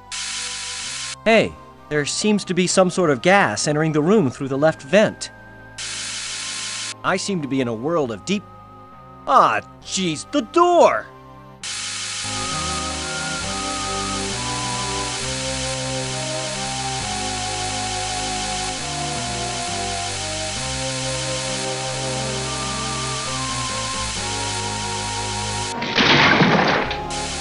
You give the piston a yank, and sure enough, it comes loose in your hands. Perhaps it was your raw strength. More than likely, it was defective.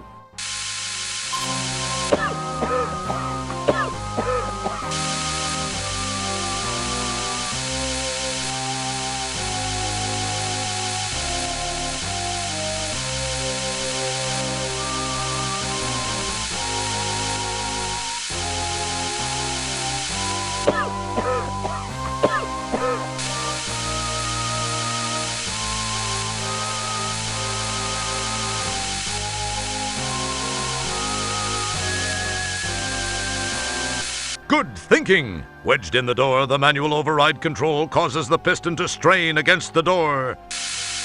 It pushes a few inches and seems to strain at that point.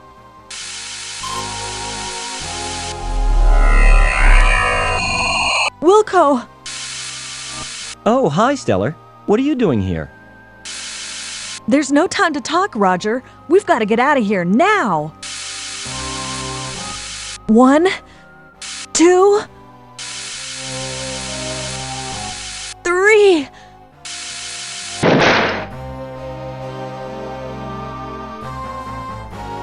Just as you crash to the floor of the turbo shaft, the hydro riser piston gives way, and the door slams shut, with Stellar still trapped inside.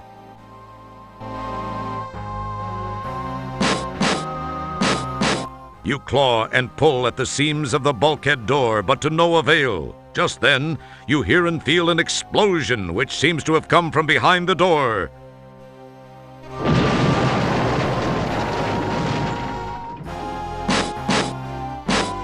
The door is sealed tight. You can hear no other noise after the ear ringing from the blast subsides. My God! I can't believe this! It can't be happening! She was... I was... Stellar!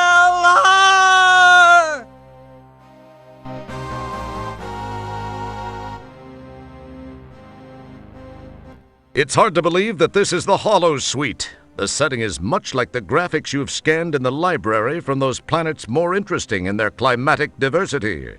From the scenic jutting peaks, soft hills, and lake in the conjured distance to the lush, pixelized growth of trees, flowers, and grass in the foreground, the holodeck has that sublime, park-like perfection. Unfortunately, its serene beauty is sadly negated by the headstones and the solemn event about to occur, the laying to rest of your rescuer and true friend, Stellar Santiago.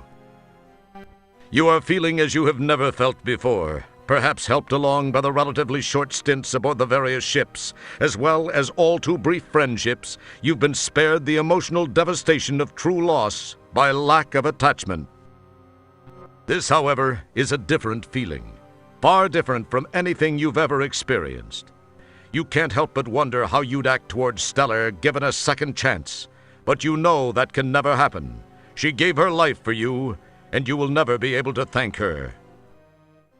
Enough smarm already. Let's funeral!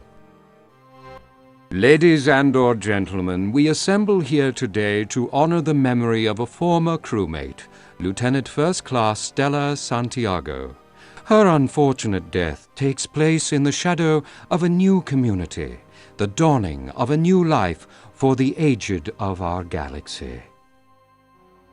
Although death is never easy to accept, we must remember that the tragic accident which took her from our midst occurred while she was on duty. If a member of StarCon must perish for some reason, there is no more honorable way. It is part of the oath we recite and take to heart when we pledge our allegiance. I believe her friend, Janitor Second Class Roger Wilco, has a few words he'd like to say. Mr. Wilco?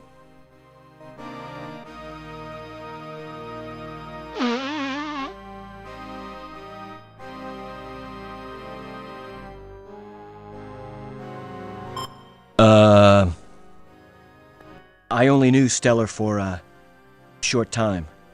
I wish I, could have gotten to know her much better. To have had a deeper understanding of this, person I was proud to have called friend. Of my friend, I can only say this.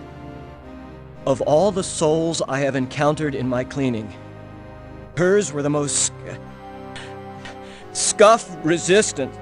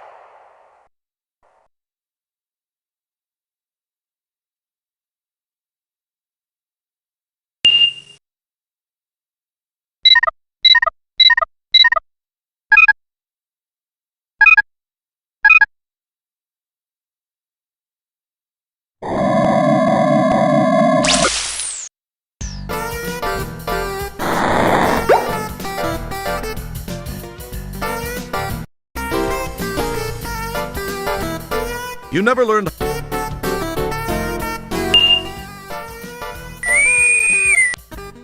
Wow, a message for me. I must be getting popular.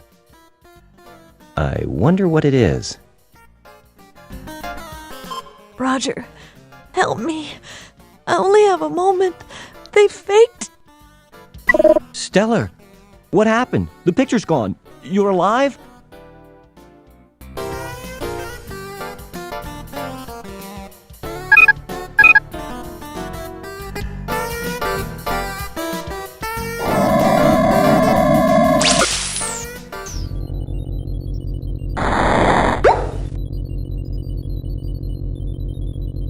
That's Commander Kielbasa, dummy. That's Commander Kielbasa's command center.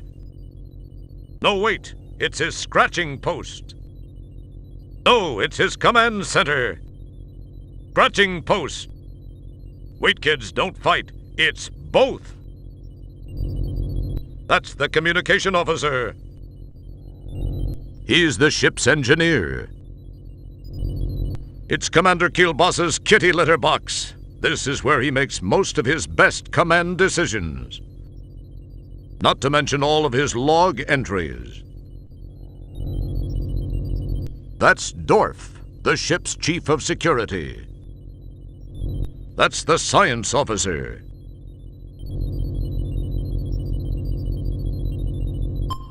Commander Kielbasa, you're going to think I'm crazy, but I've just received a distress message on my compost.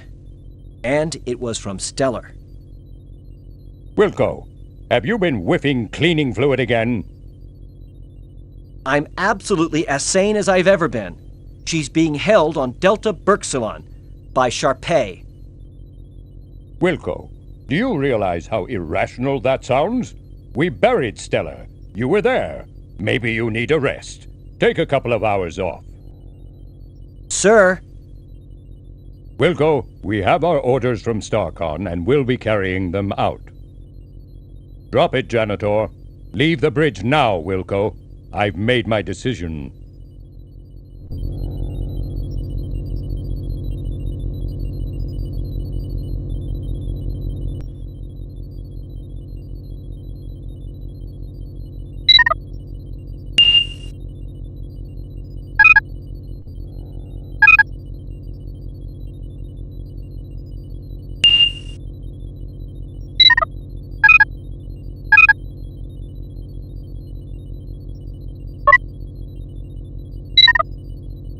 Don't pick at...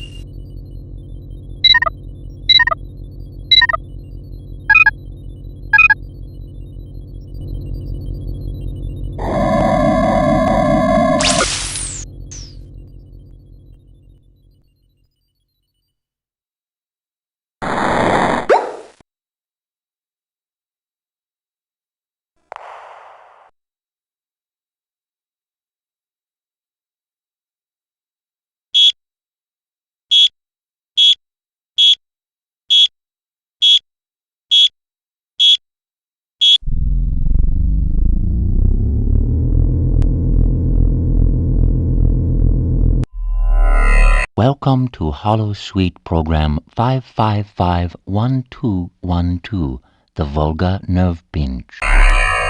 Despite our reputation for being pacifist, we Volgars have developed an extremely practical martial arts technique used mainly for defensive purposes. It is called the Volga Nerve Pinch. This is a tactile oral maneuver in which the applier pinches the bundle of nerve fibers at the base of the neck while whispering into the victim's ear dialogue from either Tango and Cash or Hudson Hawk. This particular combination of nerve stimuli and loss of cerebral control due to the torturous mantra of movie dialogue results in a searing flash of pain and then unconsciousness. In effect, it is similar to a temporary orally induced robotomy. Victims are soon rendered unconscious for several hours. When they awaken, they will remember nothing of how they came to be unconscious, if they are extremely lucky. I shall demonstrate on my most eager volunteer. You will please to pay attention. Address the subject in this manner. Please to notice the location of my hand as I begin the narcotic chant of cinematic morphine. He mutters something thankfully unintelligible into the ear of the volunteer. Oh, thank you, sir. Maybe you can fix me up with your sister. I have told you after her night. We're gonna have margaritas together. The two of us get we have fun. Get a hubba going in the wee. And I just like that. So, as you can see, it is very effective.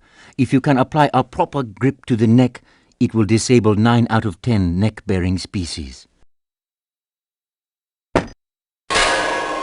This completes our program. Thank you very much.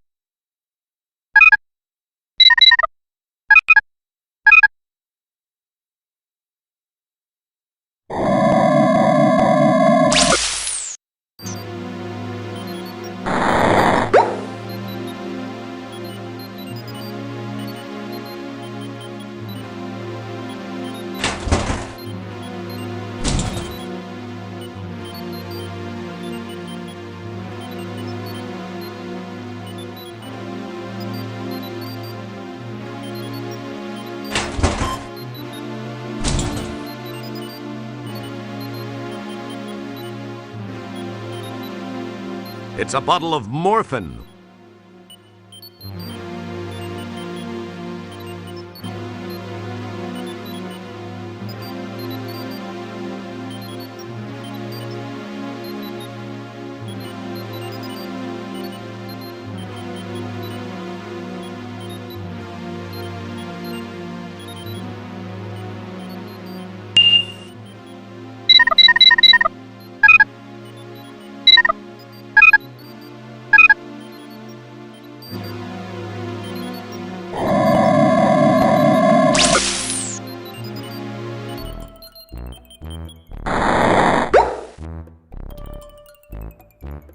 Magnum opus belongs to an elite StarCon fighting forces called the Flying Flingers, FF for short. That's Chesbro, one of the shuttle bay guards.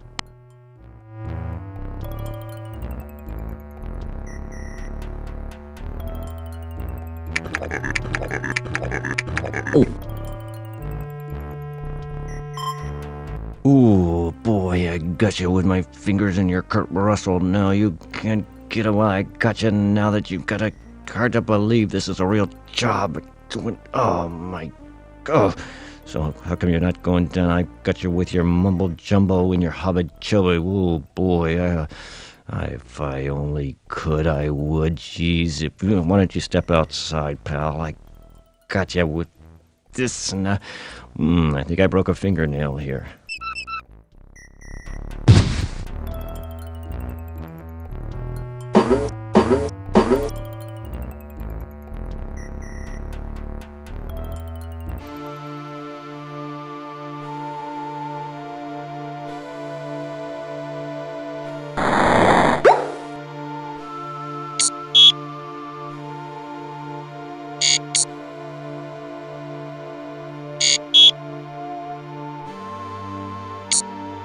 It's a hovercraft for transporting replicated food.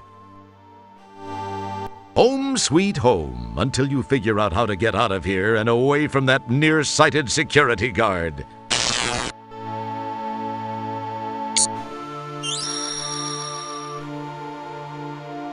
Enjoy. I'll be back to pick up the cart. With the force field on, I trust you won't be going anywhere. I have some matters to attend to now.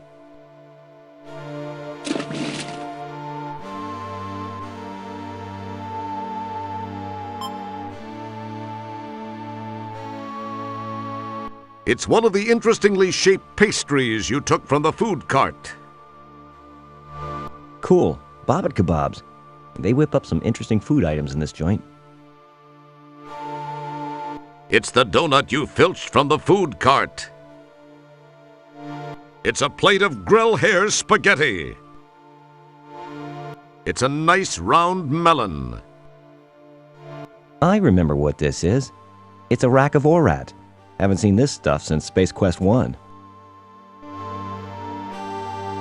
It's a tuberous growth of some sort from the food cart. These look like something they cleaved from the side of Yoda's head.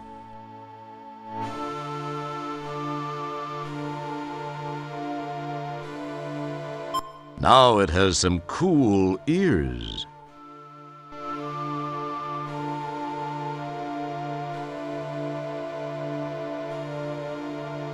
The rack of a rat adds a nice touch.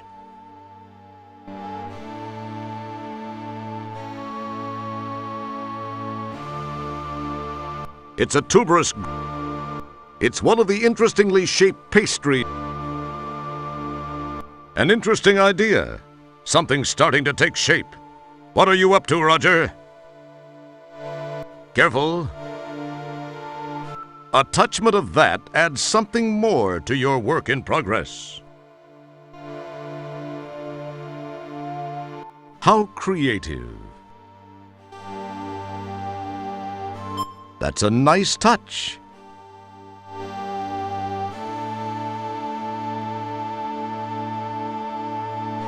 Not now. Dorf is looking.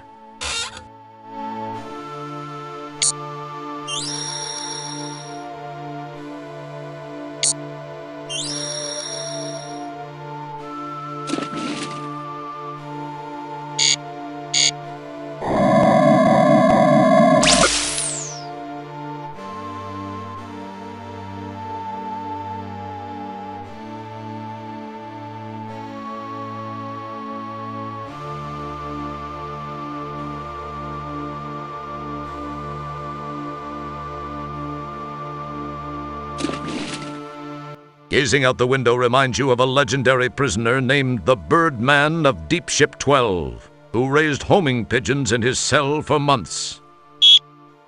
He then hatched a scheme in which he'd write notes and attach them to the pigeons and send the pigeons out the window in search of help. Naturally, the birds would immediately explode upon being released into outer space, but he never gave up. When he was released, he was heavily recruited by SOL Incorporated.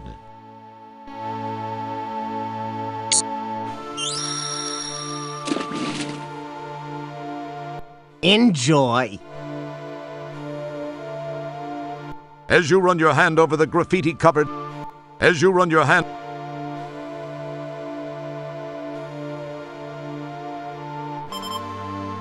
Whoa, I see you have a visitor. I'll leave you two alone, but you know the rules. 10 more minutes and they have to leave.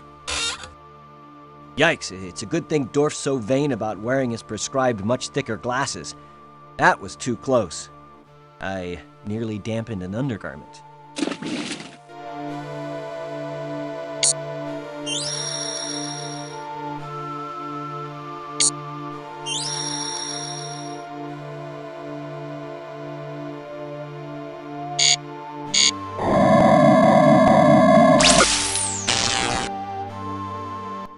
Nice! As you run your hand over the graffiti-covered bare plastostone walls of the cell, you wonder why nobody ever cleans this place. I don't have to go right now. I went just before you started playing.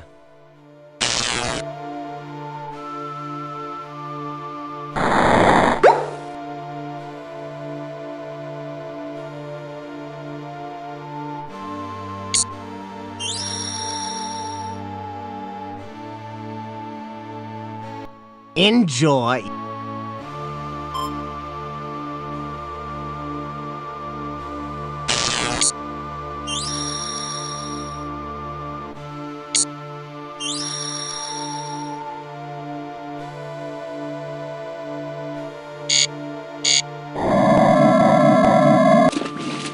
Nice work. Sometimes you actually surprise me.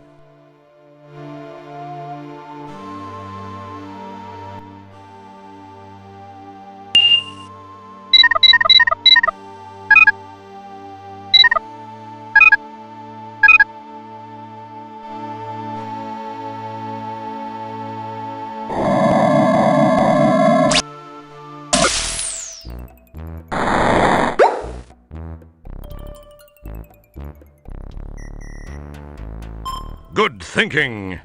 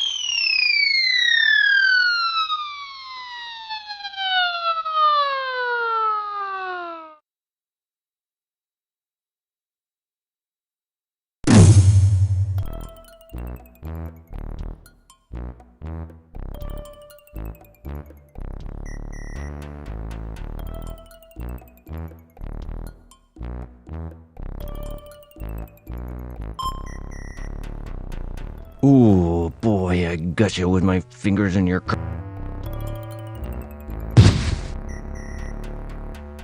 Smooth move. You've got his keyring.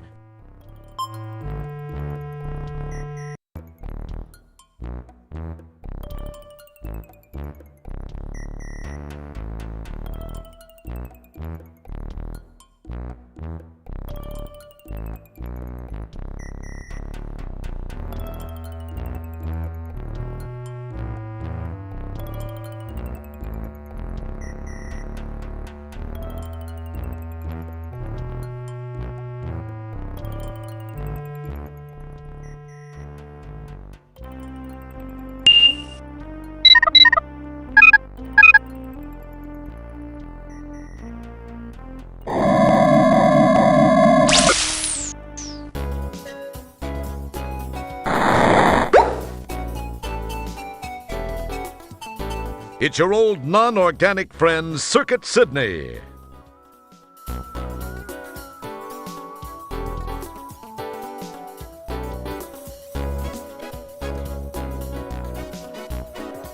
Hello, Roger. Please join me in consuming something. Thanks, Sydney.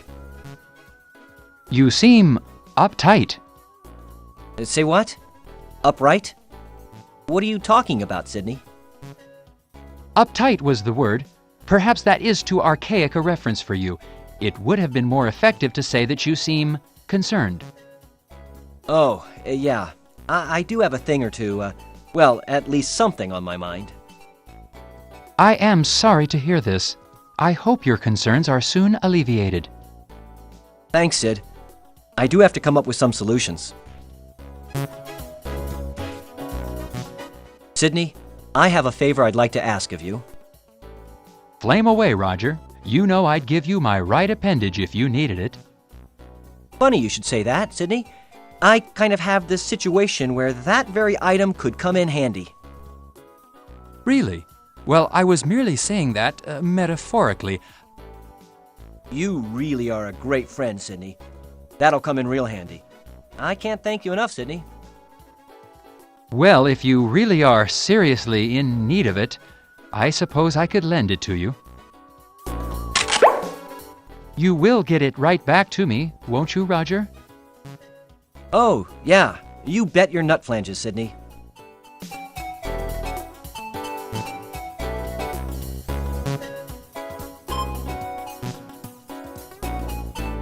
Sydney, I kind of need another favor. I need one of your eyes. Pardon me, Roger. For a second, I thought you said you also wanted one of my eyes. I must have my auditory circuits diagnosed. Well, actually, Sydney, I could use one of your eyes. Are you certain, Roger? Well, I guess if you really need it. Oh, I do. I really do, Sydney. You're a mechanized lifesaver. You will return them soon, right, Roger? Oh, of course, Sydney. Real soon. Listen, I've got a couple of things I've got to attend to. I'll see you soon. Thanks, Sydney. As long as you say it will be soon, Roger. Oh, yeah. See you soon, Sydney.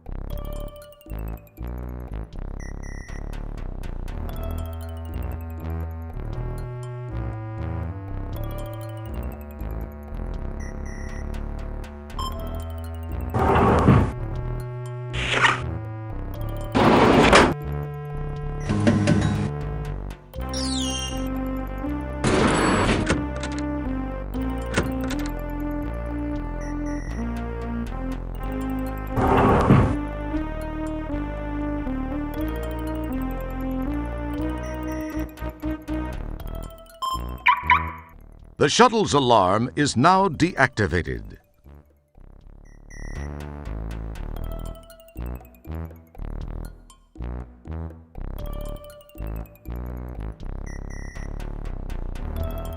If you were aiming for the shuttle hatch, you missed. But if you just wanted to inspect the hull of the shuttle for microfractures and embedded particulate matter, you were incredibly successful.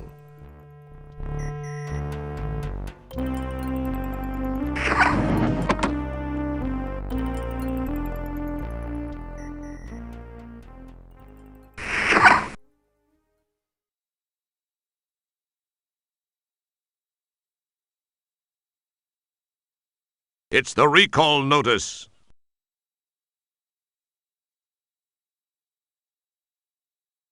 It's the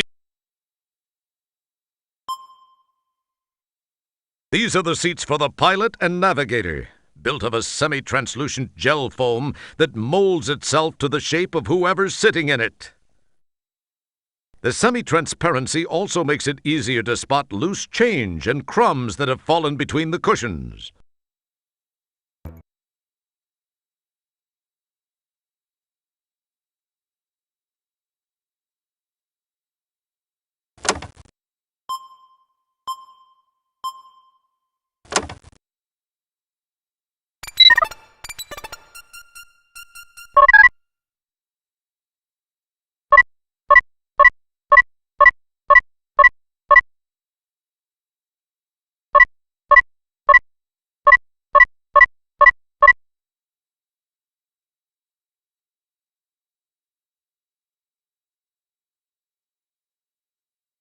You summon the ability to leave it alone.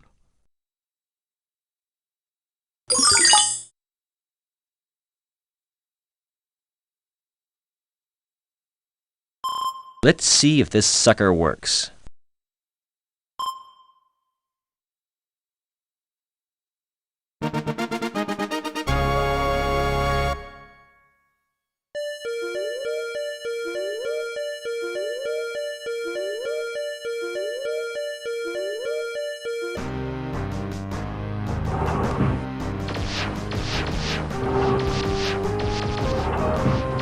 Hey! Here's your fish!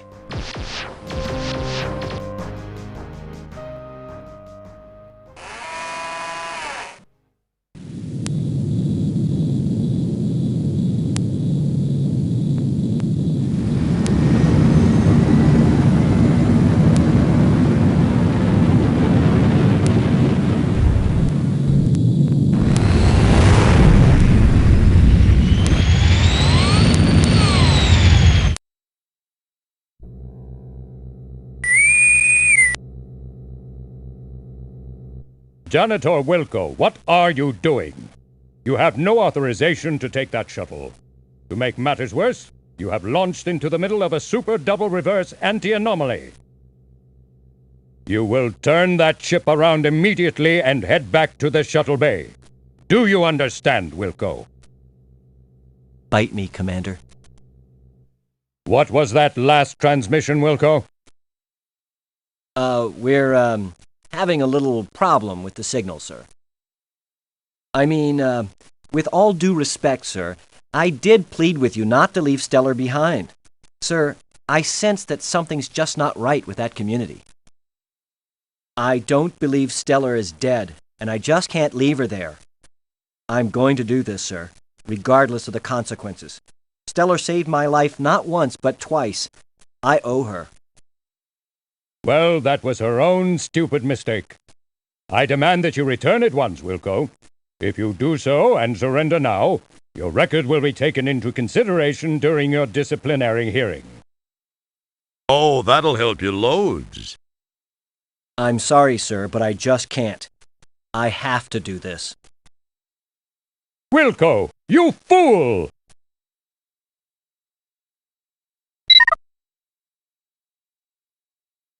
Just then, the shuttle is sucked into the anti-anomaly. Communication with the deep ship has been disrupted.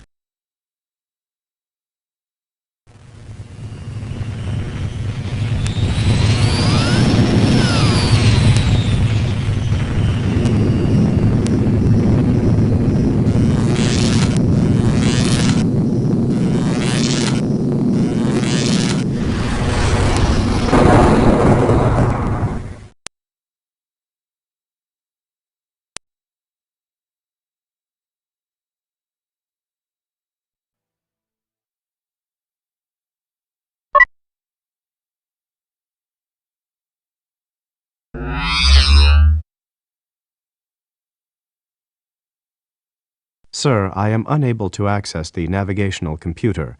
I am guessing that it may have overloaded just as the divalium crystal somehow went offline. Once repairs have been made and the shuttle engines have been refired, I believe I can follow the deep ship's ion trail back to Delta Berxilon 5. That would be quite cool, Manuel. You sure about that? Once the divalium crystal has been repaired, our electrical system reestablished, and the engines fired, I am 97.2% certain. Why only 97.2%? I judged 97.2% to sound more hip to our audience than would 100. You would have to mention it. Sorry. Don't apologize to me. It's the players you ruined it for.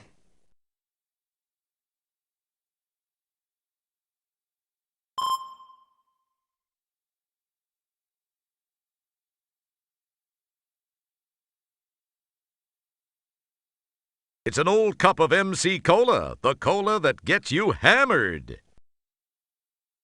The shuttle always looks trashed like this when it gets back from one of those intergalactic tailgate parties.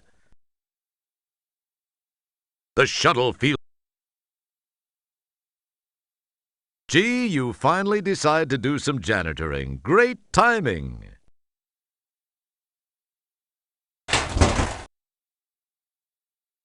This is an EVA suit. This is an EVA helmet.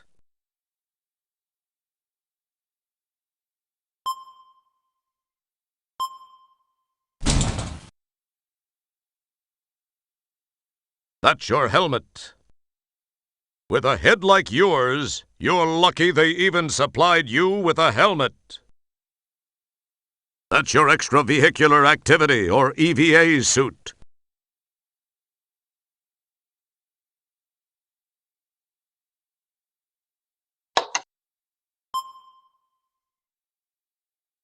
Your skin? Not. Actually, it's sweaty and rubbery.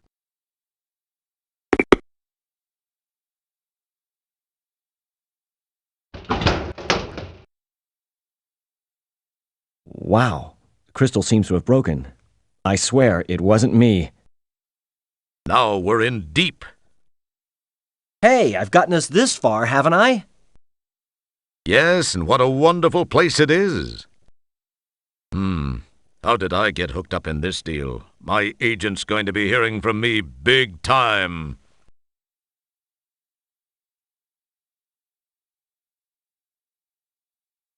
You pour glue all over the crystal.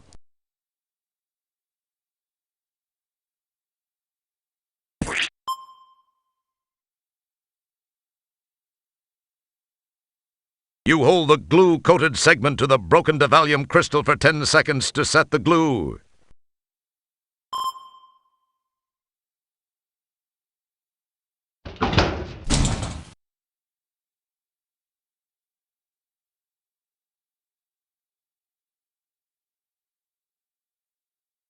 I am here to serve you, sir.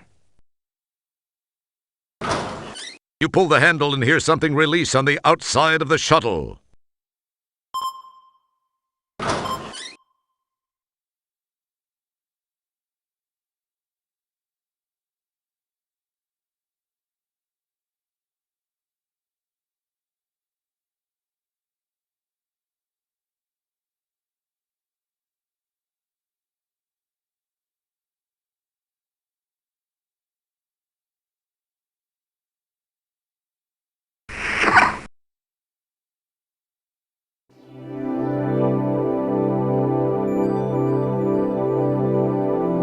The unfilled hollow of space is now just a fabric's thickness away. You forgot just how much more spectacular the view is from outside.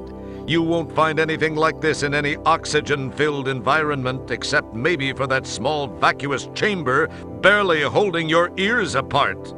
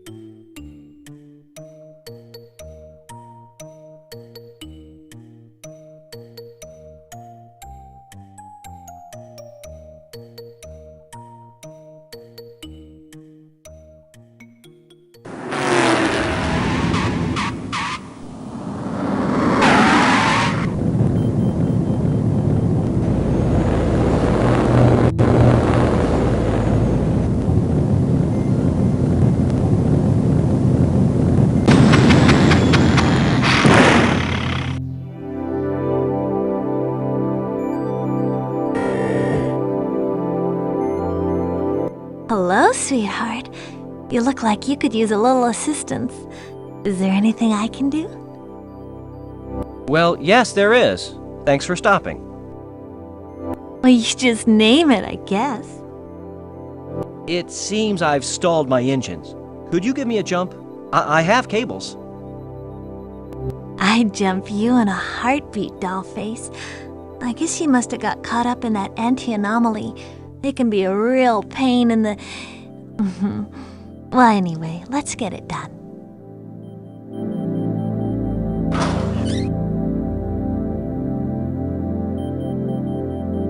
Well, here's your end of the cables.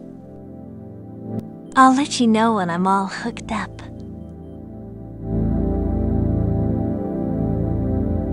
Contact!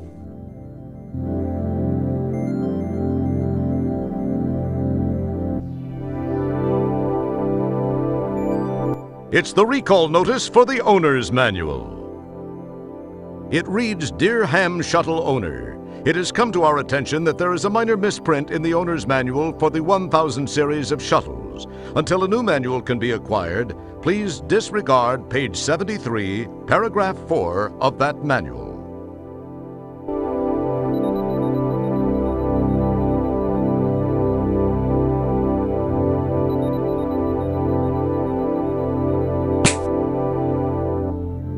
Okay, Manual.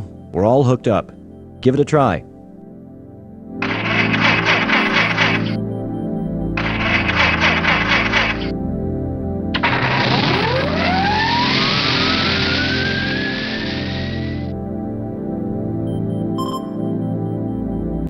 Bye-bye, Sugar Bunny.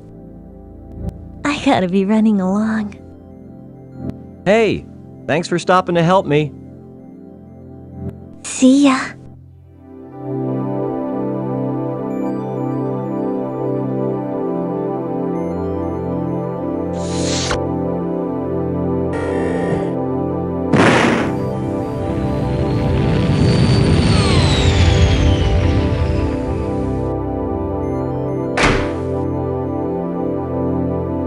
What's with this fish deal? Now one's stuck in the engine intake.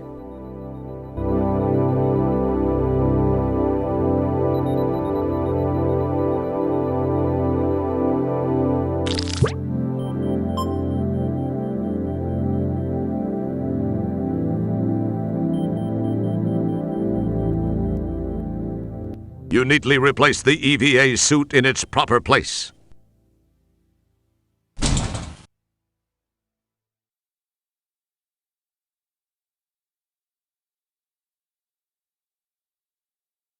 Good work, sir. I believe I can now follow the ion trail of Deep Ship 86 back to Delta Berxalon 5.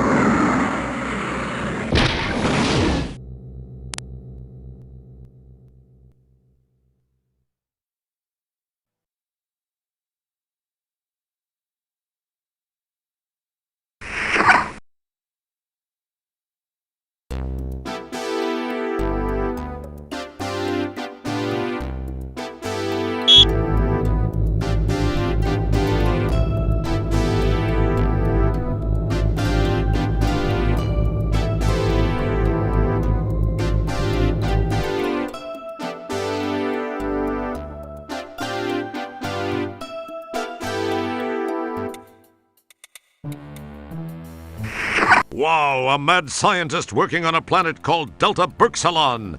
You wonder what he's doing here? Designing women, perhaps? Sorry? It's Dr. Bellows, Delta Berxalon's token evil scientist. This is one of the nanotechnology laboratories in the Golden Light Years research installation.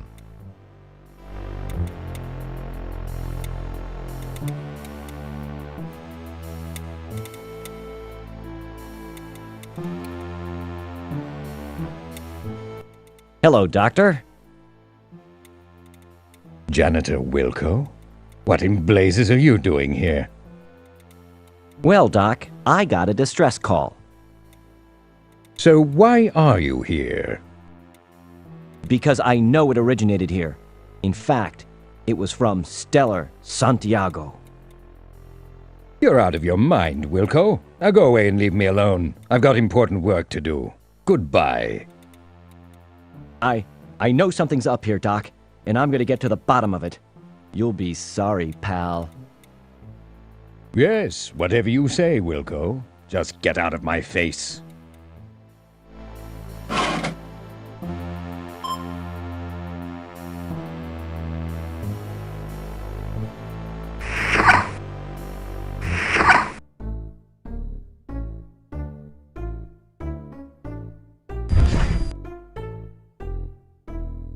You take possession of the Callahan Muddy.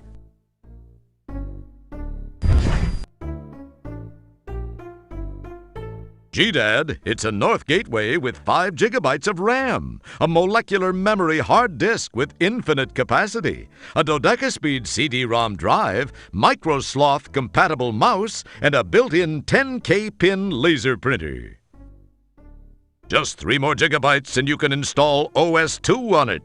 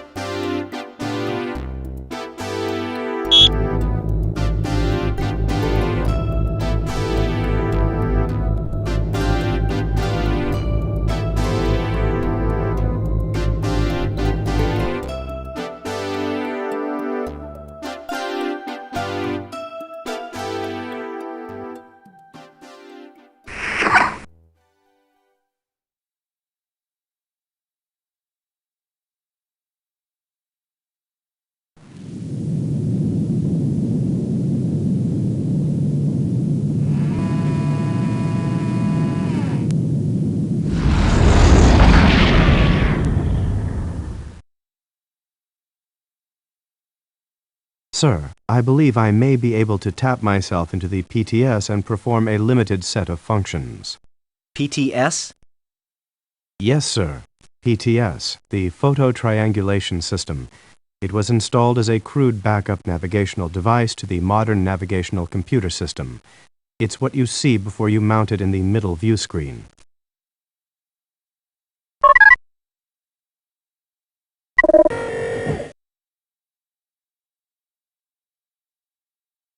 You peel apart the photo and negative from your first PTS image.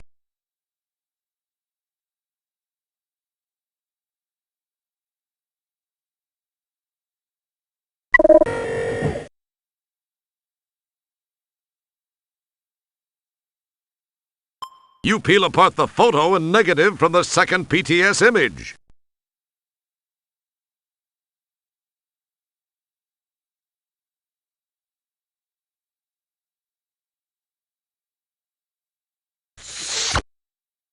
The PTS is online and working. We can now launch to polysorbate. That wouldn't prove.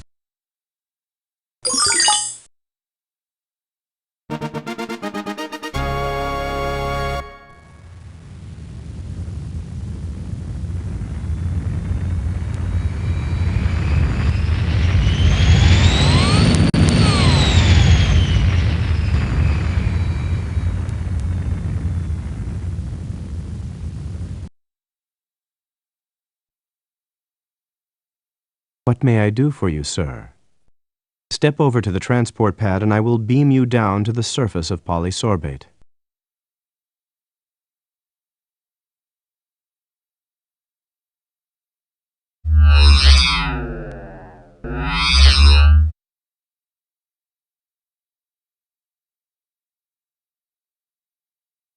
Manual tosses you a transport signaler. You can only use this from the place I beam you to.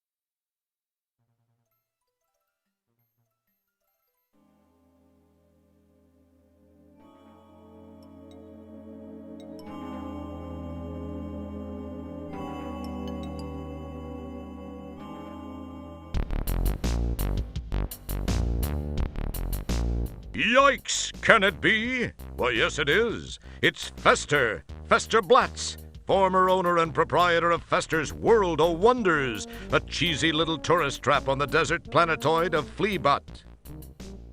The t-shirt looks, and unfortunately smells, like the same one he wore on Fleabot.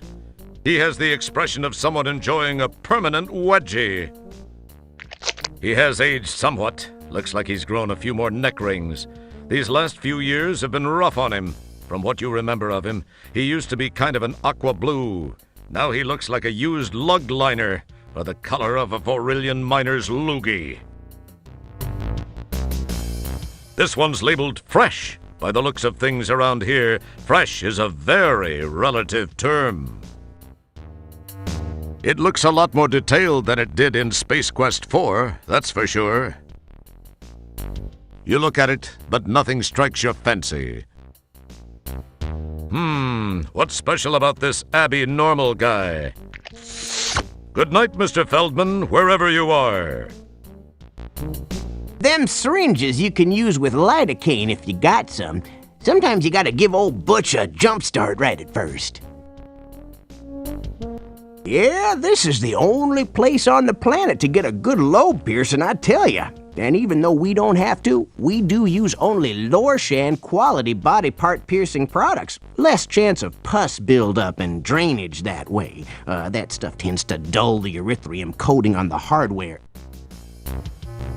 Brain-dead products have been a staple of the home-built being hobbyist for decades now. They make a fine line of adapter plugs which allow for cross-species component swapping. Means you'll be able to pick up parts anywhere other beings exist. Nice deal, huh? They also make a pretty fine moddy. Get tired of what kind of mood your droid, or spouse for that matter, is in? Why, you just slap in one of those babies and bingo! You can modify them into a whole new attitude. Find a wife type who won't pay some big buckazoids for that. Too bad the sale of them is illegal. About all I do is trade for them. It's one of them loopholes, guess you could say. Kinda developed a hobby of collecting the suckers.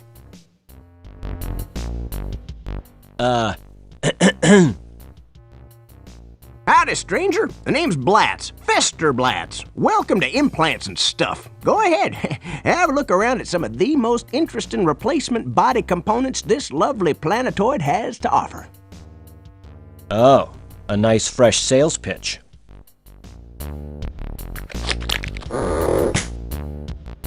You get a jump on senility. Don't mess with that. It's old. Go ahead and look around, partner. I'll be glad to answer any questions you might have about my fine line of merchandise. Yes, sirree, have a look. Wow, an Apple II Plus running biorhythms. You thought IBM had rounded all those up and landfilled them decades ago, back when Apple started the push to open home computing to the public, making it fun and accessible. Now you know what happened to the infamous R2 line of droids. They've been reduced to carrying out the most trivial of tasks. Fester's using one for a Gen Blood blender. How sad. The R2 line of droids seemed like the hottest thing going in their day. Then they found that one little flaw in the programming. Unfortunately, the princess's personal life will never be quite the same. An empty tank of Gen Blood sits in the dust. A generic synthetic blood which was originally designed for use as a temporary blood substitute in the event of traumatic loss. It has become a favorite in the You Build a Beast Brotherhood. So this is where old Fester ended up after the total collapse of the never-thriving tourist trade on that sandy planetoid Fleabot. He seems to know how to land on his feet, no matter how fungally challenged they may be. Yeah, I got him in a few months ago, fresh from the harvesting facility. Genuine dumb brand cranial stalks. Perfect for when just one or two accidental nicks from those amateur scalpels can render your home-built being useless as lips on a... Oh, never mind. Just rip out that old stalk and slam in one of these little beauties and your home-built being will be carrying out your bidding in no time. Guaranteed.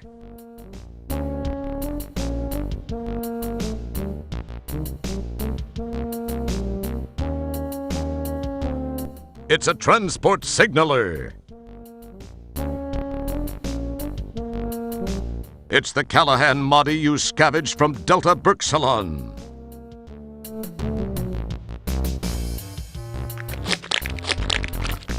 Hello there, Mr. Blatz. I think I have something you might be interested in. Think so, hey? Oh, I really think you'll find it interesting. Ooh! Why, I'd love to take that off your hands. Of course, you realize that it's illegal to sell those, but I could trade you for something. Look around and see what interests you. I could really use a cyberspace jack. Tell you what, I'll trade you for one of those fine specimens in the case. What do you say? No, I want the jack or it's no deal. Oh, now take it easy, Sonny. I think we can do business.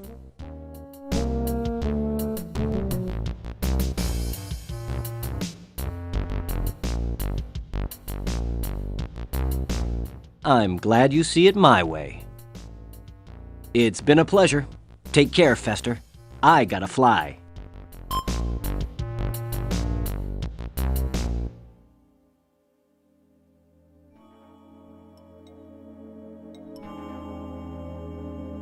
As Manuel told you, you can only use it from the area you transported to originally.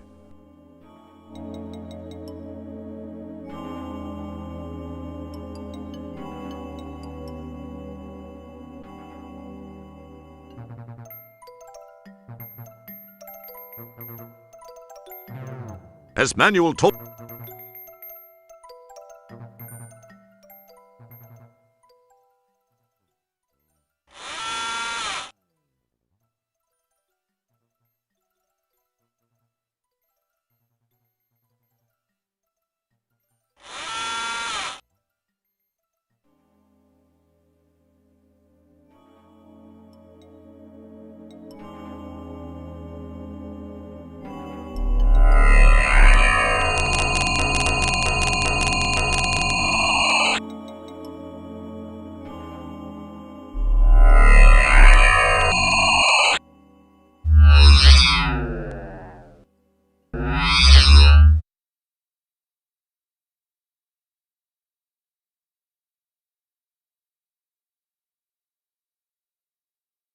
My sole purpose is to help you, sir.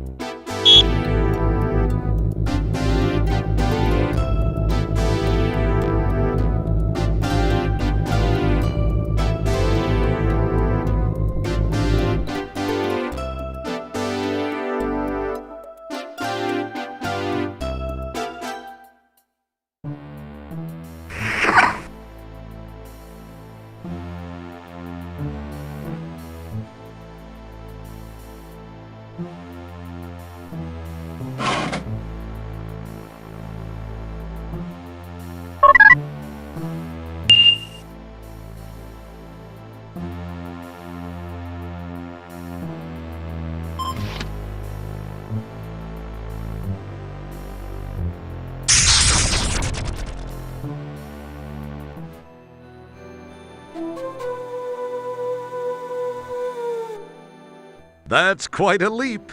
You'd be able to clear it if you could get a running start, but you can't run in this game, only walk. In this space quest, you can't switch to sprint. Talk about a brave new world. You'd better be up for it if you plan to explore this cyber terrain. This cyber terrain is just a little arid. It's just more evidence to confirm the old adage that if there's time enough to do it, there's time enough to do it half-assed.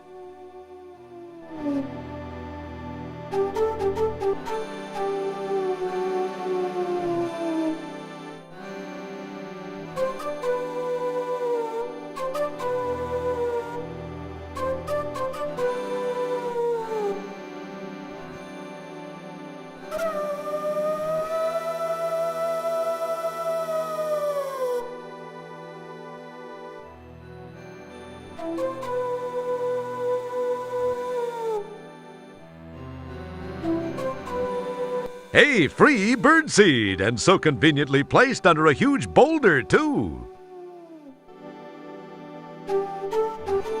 Forget it, you don't resemble that bird. Well, except for the pin feathers in those chicken legs of yours.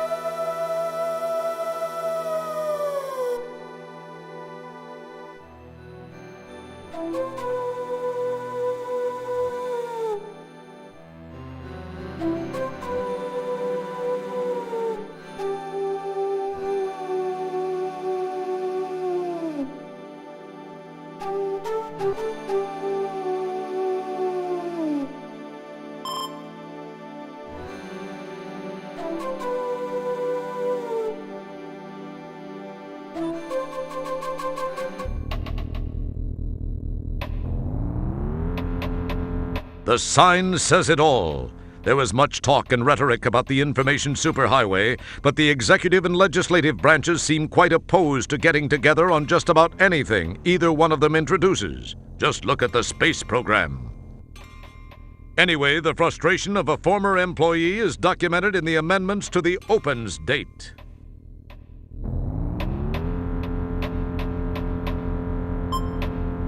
You summon the ability to leave it alone.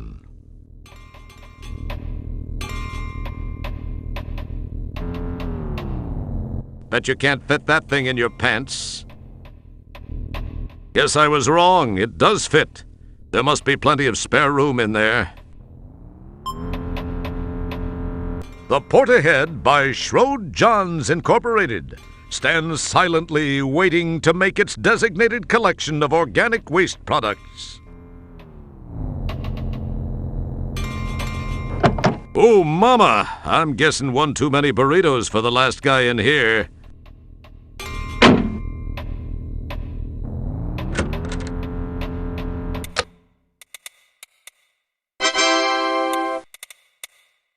It looks like some poor slob actually waited for his number to be called and died for his troubles. Similar to the mint bowl found on the desks of receptionists in those pre-super information highway days, a mint candy icon symbolically takes up valuable desktop space. You virtually eat the nearly real mint. Your virtual breath is now virtually minty fresh. It feels slightly gritty. You suppress an urge.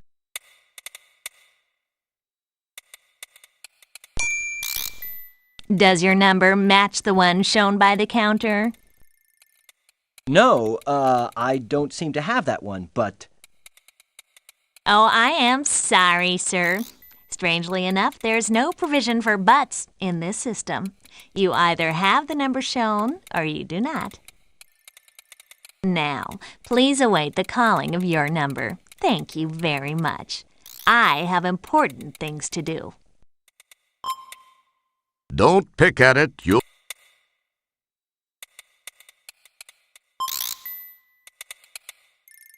Next.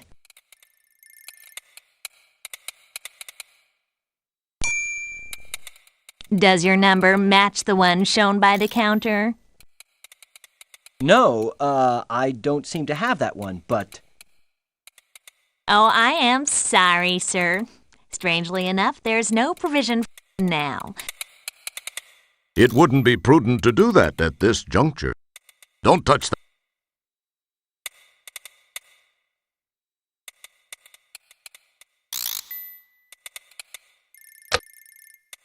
Don't pick at it.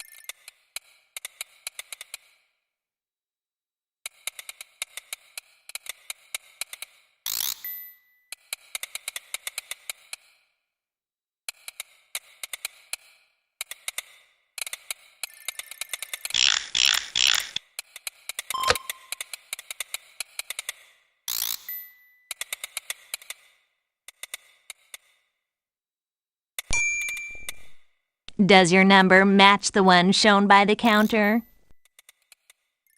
As a matter of fact, I do possess that number. Read it and weep, pixel woman. Oh no, you can't possibly. Oh. Well, I guess you're right. You bet your palate, little 32 by 32 pixel mama.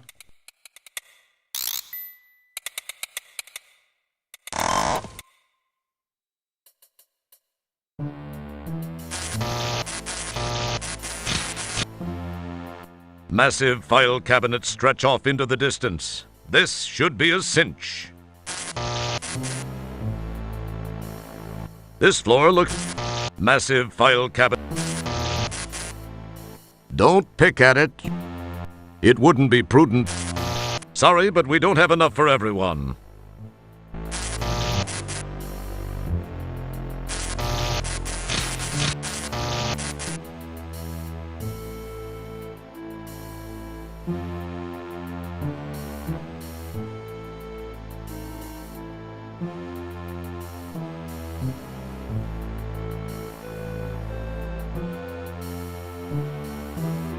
Man, these filing cabinets are a mess. Even I could keep them up better than this.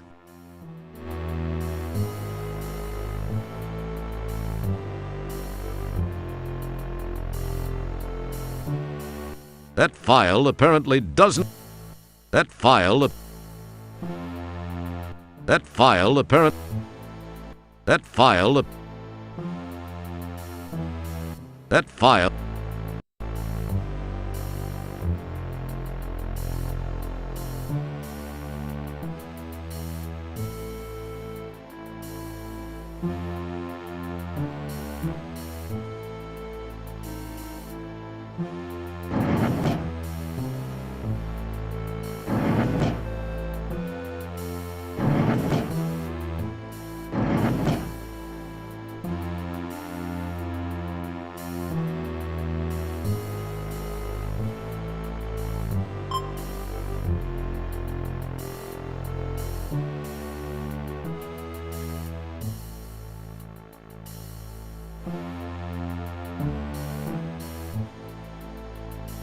As much fun...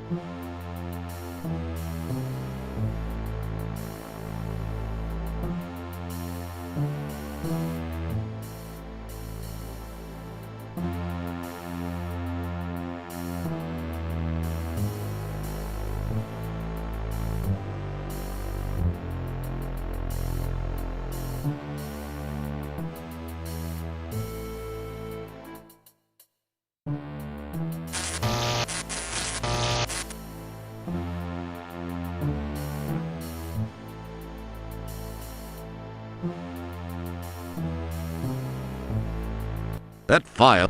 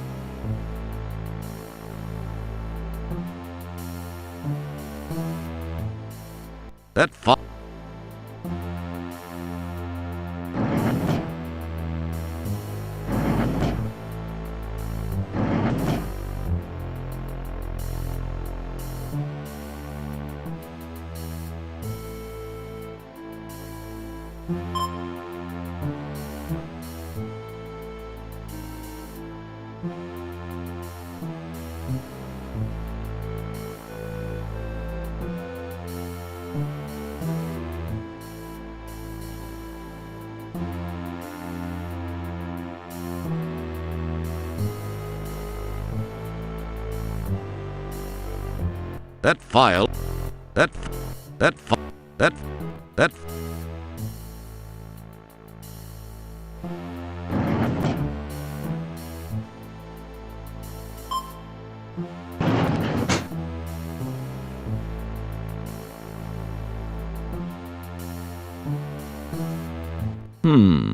Looks like interesting reading.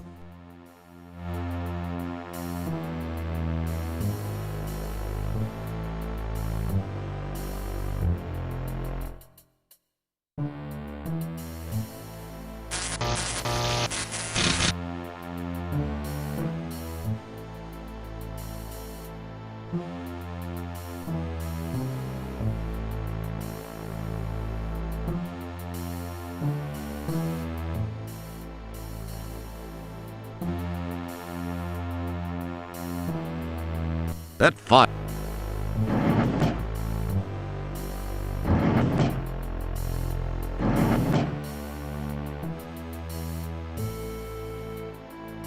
General Drawer. You get the idea. General Drawer failure. Please step off and try another approach. General, you get as much.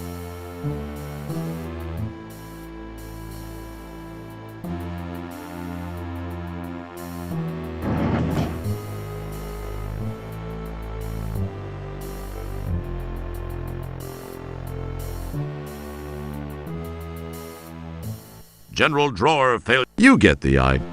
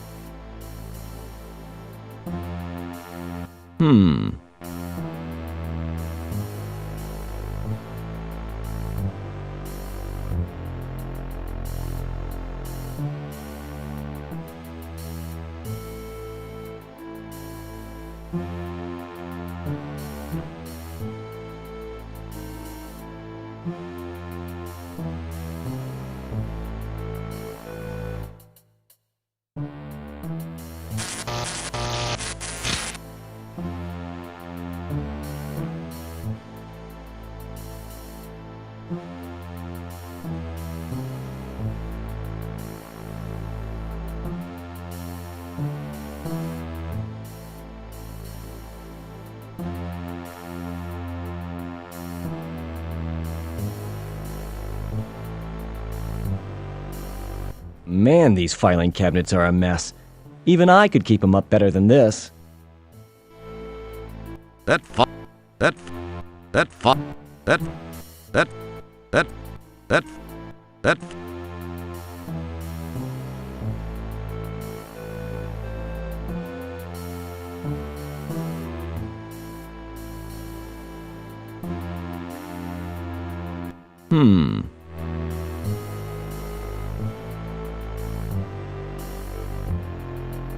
file.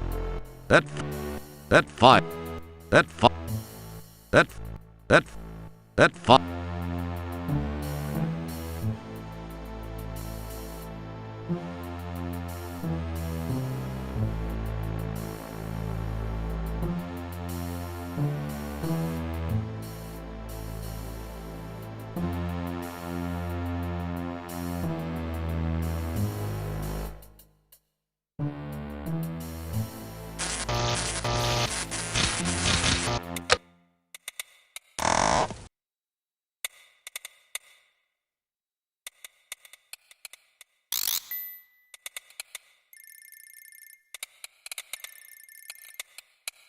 The cyber printer accepts your cyber file gratefully and begins to print. The question is, what exactly is the output of a cyber printer?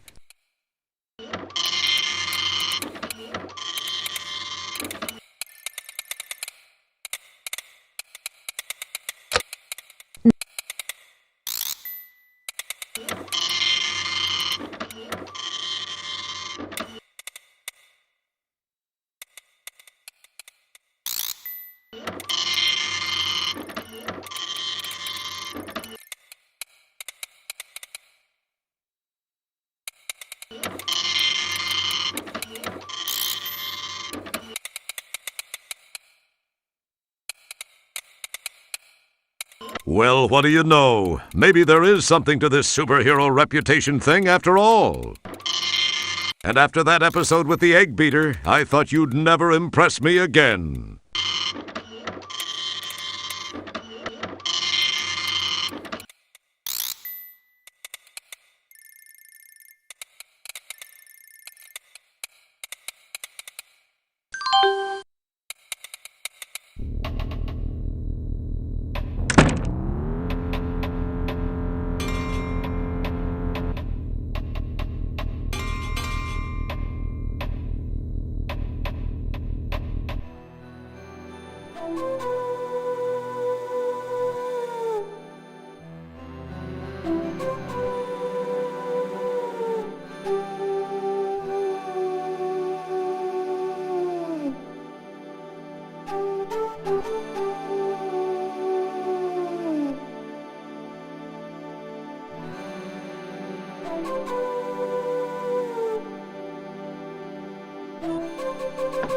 You smartly drop the board in place, spanning the gap between the two bridge sections.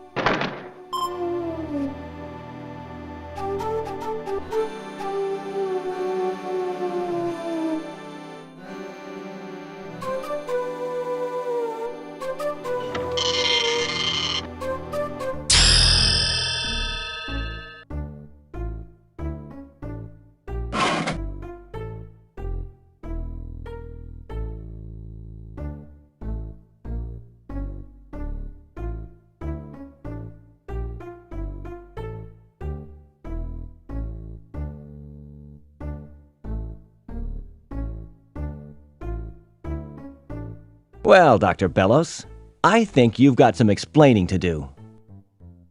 You're out of your mind, Wilco. So, what do you have to say for yourself now, Doctor? Confronted with the facts found in the files you located, he freaks and spills all. My... Eloquently stated. I didn't think this all the way through until I'd crossed my own personal ethical line. I was already... It had already gone too far. The experiments alone...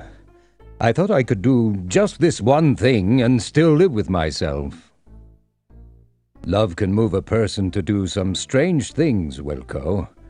She knew how I felt and used it to her advantage. I think I know what you mean about that love thing, but wait a minute. Slow down. Are you saying you have the hots for... I mean, you are actually romantically intrigued by Sharpay? Wow. You are serious. I agree that love can make you do some weird stuff. In this case, though, it made you do some stuff that was unethical and illegal, Doctor. Where is Stellar Santiago? I know she was alive, that her death was faked. What have you done with her? Great Caesar's ghost. The woman, she's still alive, but I'm afraid not much time remains. She is? What do you mean, not much time remains? As you must realize by now, the Golden Light Years project was merely a front for the research I'd been conducting per Sharpay's wishes. She is intensely fearful of death. You probably didn't notice that she is getting up in age a bit. Yeah, who could have guessed that? In very simple terms, Janitor Wilco. That's janitor, second class, pal. And don't you forget it. Excuse me, Janitor second class. As I was saying, Sharpay feared dying, enough to take the lives of others to save her own. She knew I loved her. I remember the day I met her. It was at the funeral of... oh, I believe it was her fourth husband, and I remember never having seen her look so radiant. I fell for her, hard, and she knew it. You should have seen her in black. I'll pass, thanks. Just tell me about Stellar. Okay. The bottom line is that I have developed a way to extend Sharpay's life by transferring her mental essence into the body of another. It was to be you until your friend Stellar Santiago got in the way. We thought no one would miss you. Go figure. What I have done is to employ nanotechnology to take over the designated host body, as is happening with your friend as we speak. Stellar's body is being taken over by Sharpay? Jeez, I don't understand. Is there anything we could do to stop it? I've never really thought of it that way. Well, think about it now. We have to save Stellar. You can't let her die. You can redeem yourself at least to some degree, Doc. As much as it pains me to admit it, you're right, Roger. You're right. Okay, I think I may have a plan. We can save her. There are some interesting spin-off technological breakthroughs. I'm going to send you in to stop Sharpay. Say what? No, I don't think... It's her only chance. If you seriously care for your friend, you'll do this. Oh, the only way, huh? The only way. Well, okay then. I hope you're sure about this. I'm positive. Here's how we shall go about it. You will move your shuttle into Lab B. Meanwhile, I will generate new software for your shuttle's navigational system, which will help you locate the nanites, the very small robotic devices I developed for the intrusion. One of them is Sharpay. If you can stop Sharpay, well, your friend's chances of survival improve immensely. Then, once I have located and extracted you, I shall work to repair whatever damage may have been done to Stellar during the attempted incursion.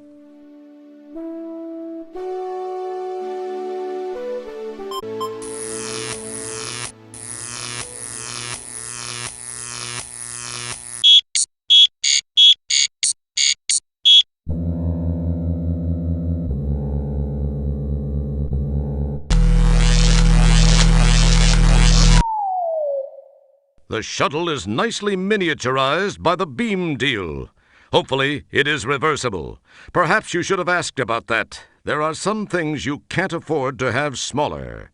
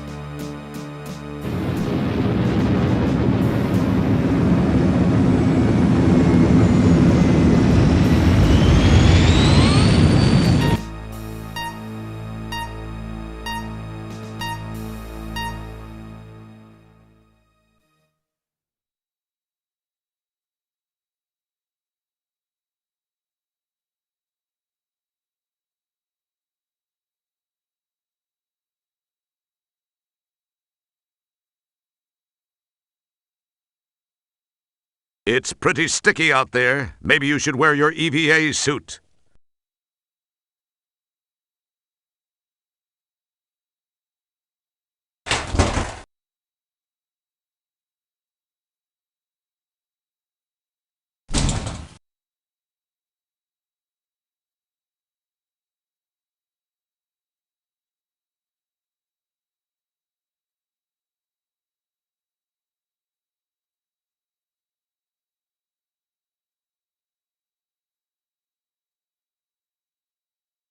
You don't have to wear your helmet out there.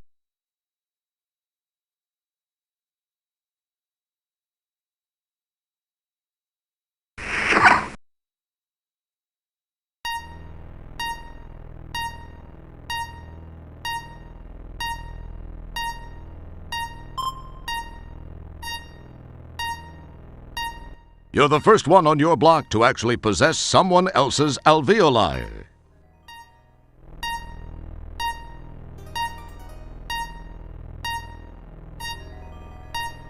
Wow, that's some interesting-looking stuff you've got collected in the engine intake. Looks like a small collection of blood capillaries.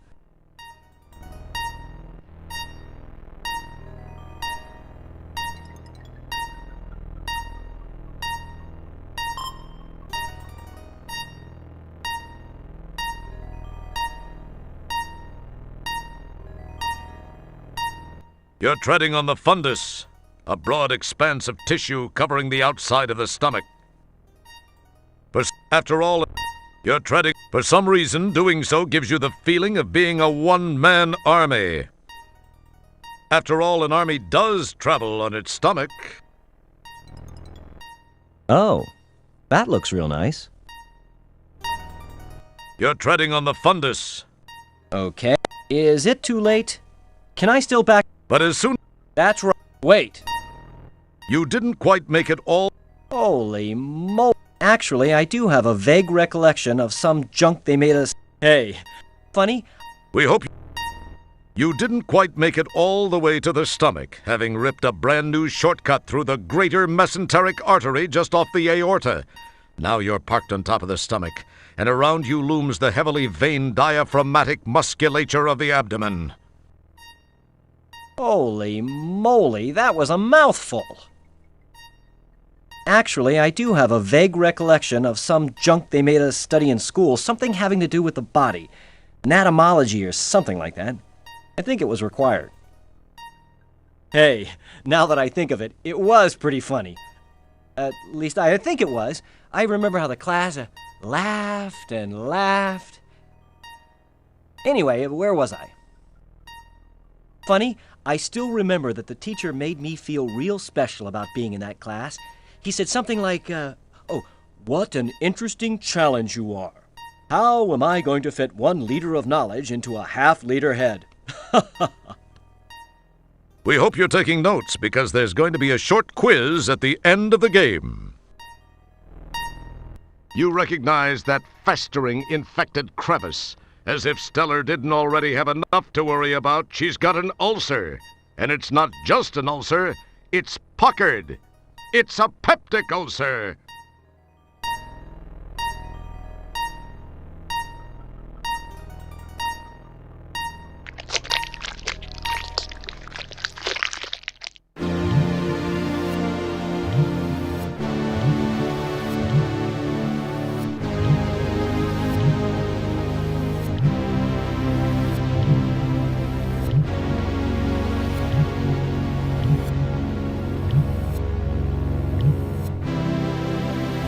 As do most computer game characters who find themselves in sequels of sequels, you stop the action to reflect on your past exploits. You realize you spent a lot of time looking at the contents of your own stomach.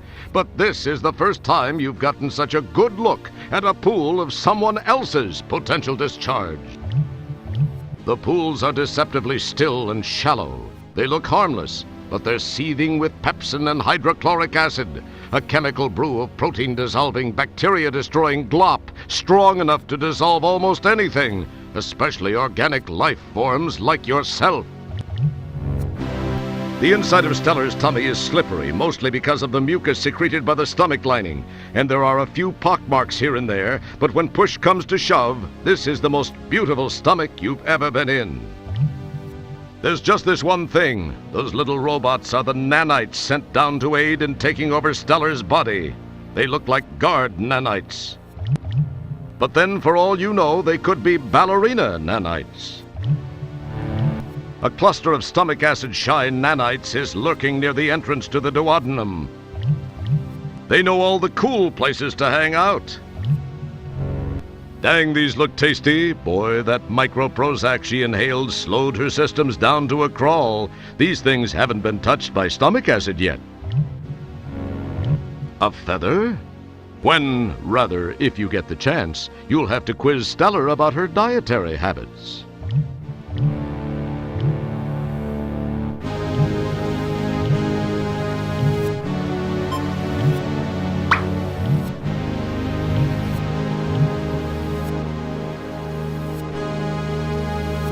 It's a piece of staple. You've got to wonder what was on the menu for Stellar's last meal.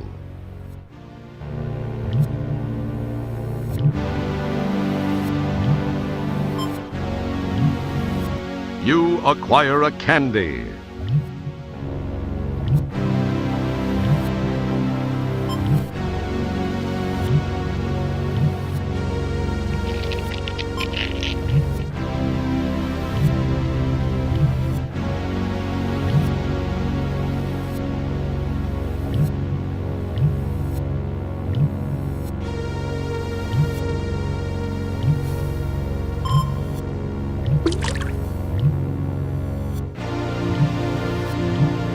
Interesting. The acid rises, but just not quite high enough to submerge those nanites.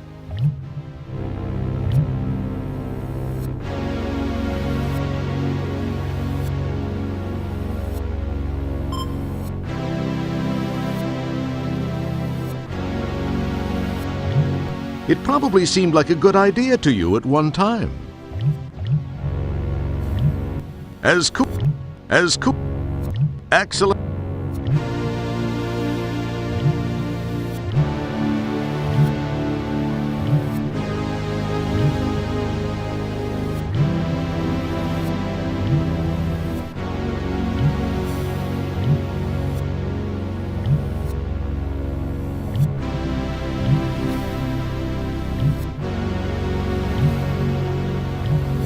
Nice shot.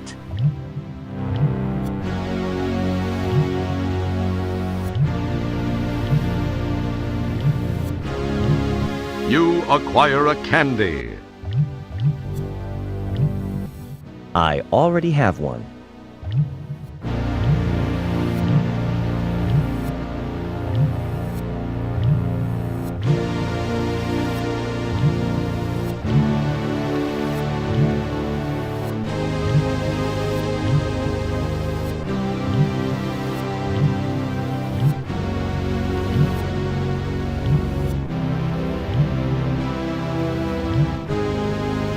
Good Lord, it's an esophagus. Just like the one I saw dangling from somebody's head in More Dull Combat 2. Except that one was just in a video game. This one is real!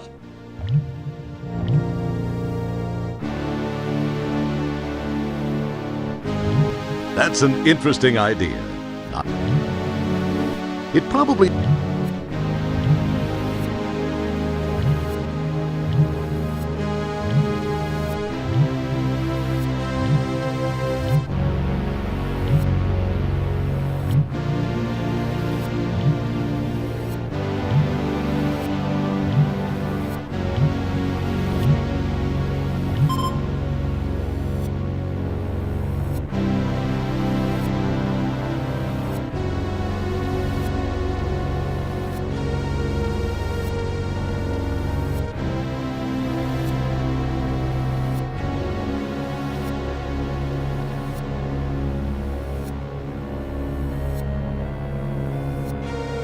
It's one of those tiny timed-release pills. As I recall, these are designed to not melt down and release their medicines until they've gotten to an area past the stomach.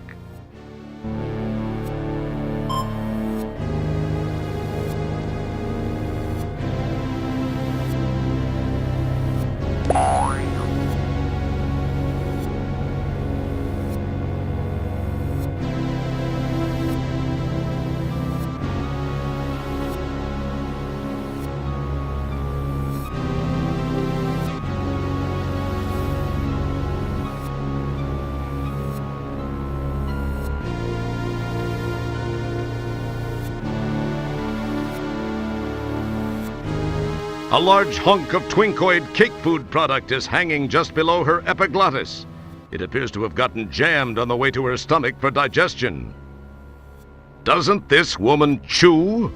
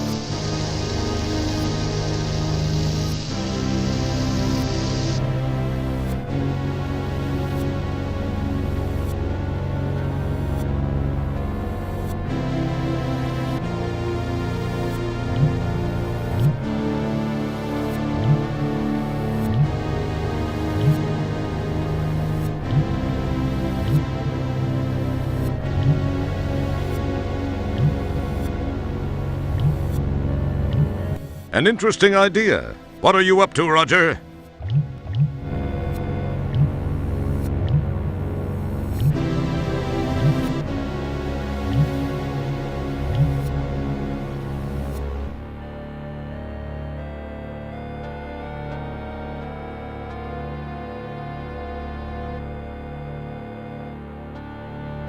This is the upper area of the duodenum. Matter preprocessed from the stomach enters here through the pylorus above.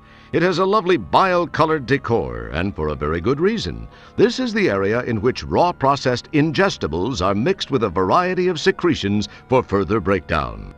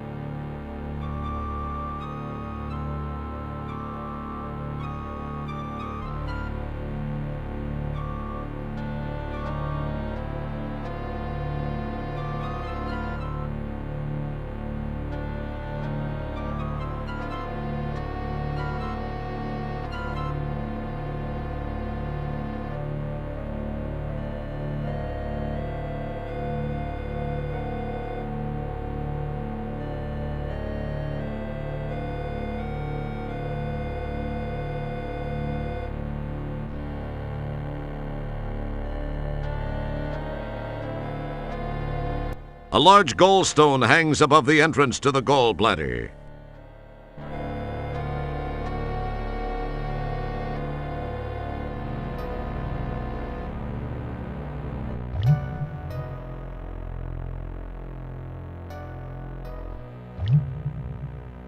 Wow, check out all that bile. Looks like her liver's been doing just fine.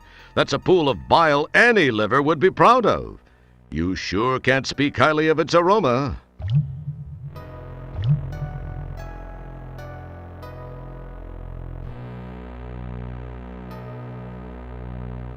You cleverly tape the capillaries together.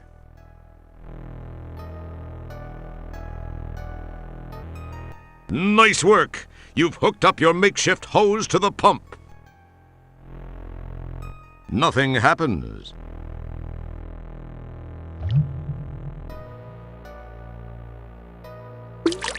You chuck one of the taped capillaries over the muscular ledge. It drops into the pool.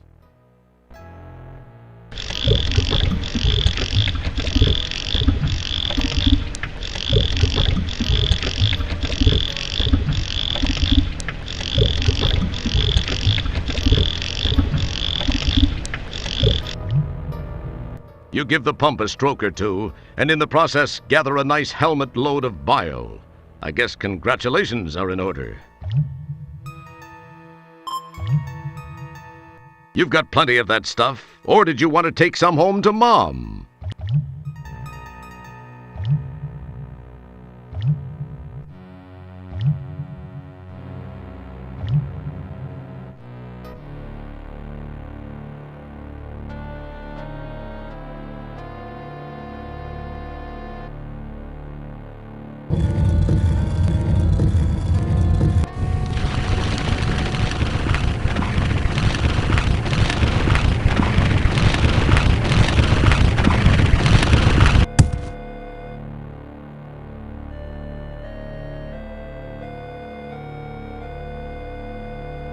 The gallstone is wedged in the bile duct, and that's just a fine place for it.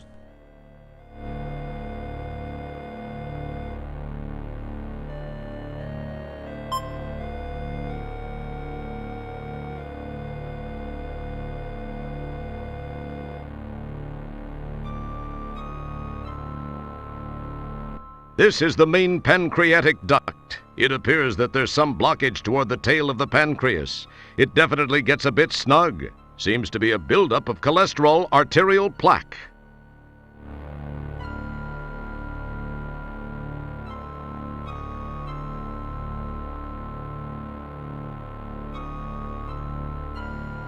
It looks a lot more detailed than it did in Space Quest 4, that's for sure. Not much going on there, eh?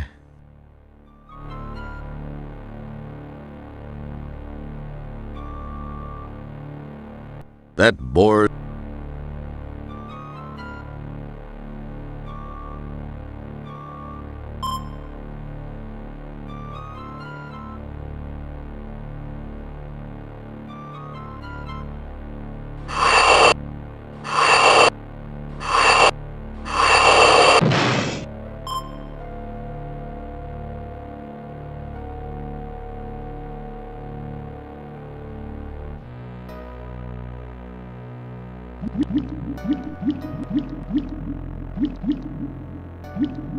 A nice pool of pancreatic secretions made up of insulin and glucagon fill the bottom of the islands of Langerhans.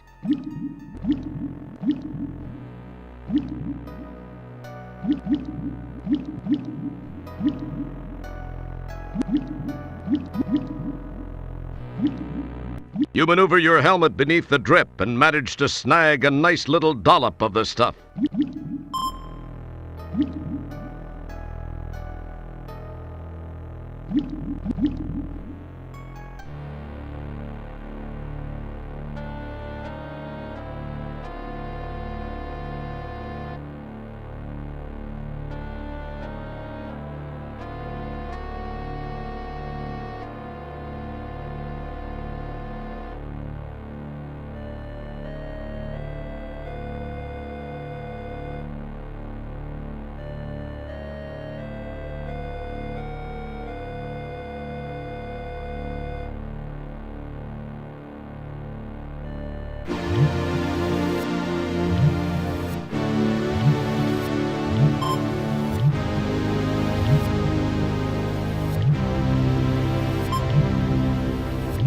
You now own one of those tiny timed release pills.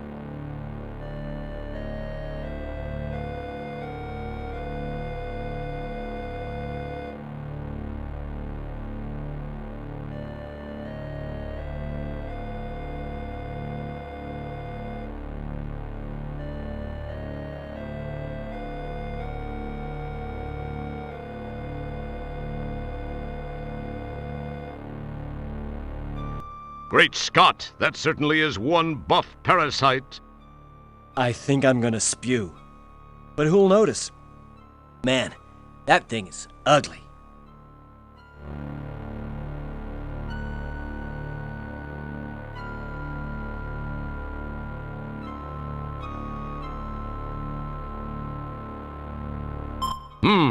Impressive. The tapeworm suddenly becomes much more animated.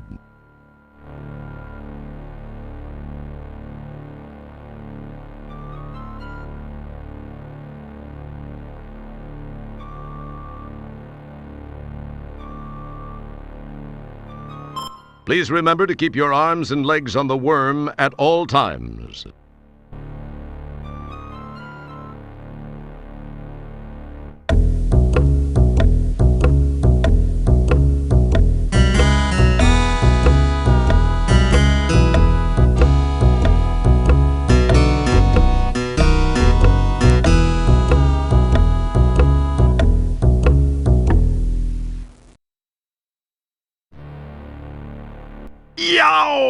Now that's a ride you won't take in the Magic Kingdom.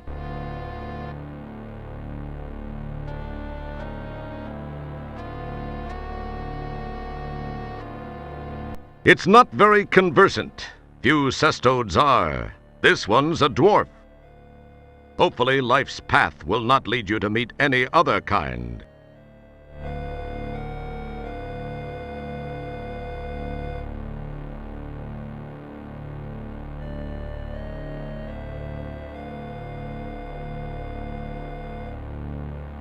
This seems to be a sludge of rather heavy and not so digestible items. Sludge reminds you of your old nemesis.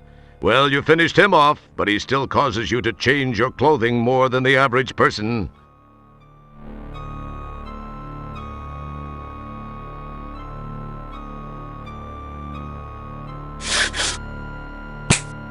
You snap off a shard of fingernail and gingerly introduce it into your pocket.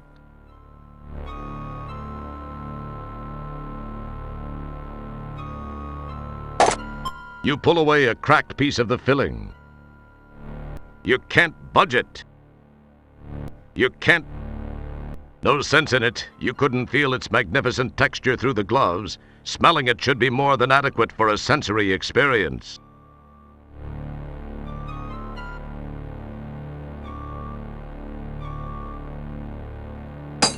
You carefully, very carefully, stow the paper clip in your pocket.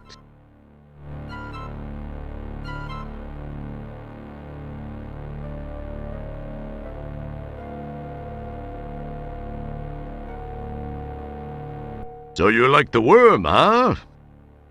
You like to ride the worm, huh? I let you ride the worm.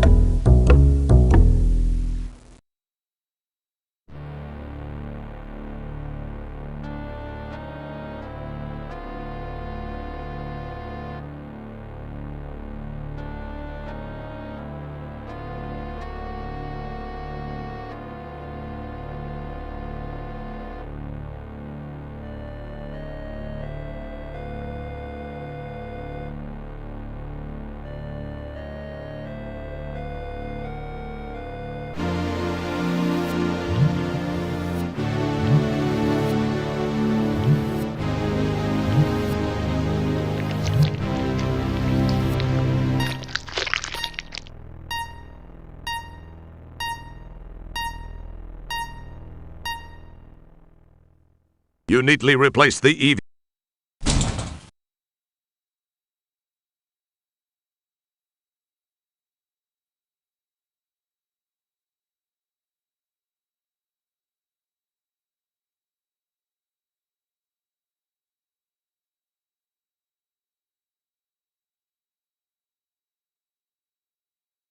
It's the subroutine program disk the doctor gave you to be able to navigate through Stellar's body. It's the...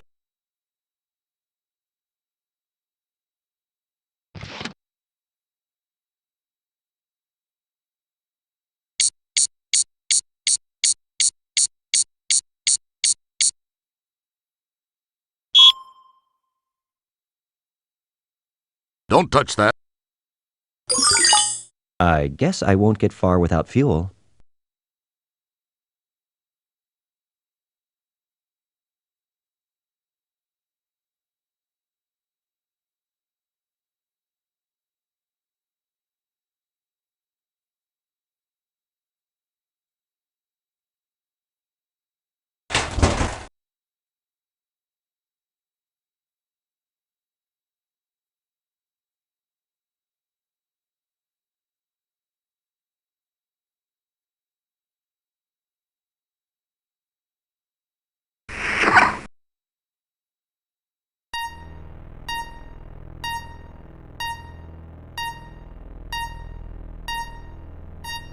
You shiver as you... Oh?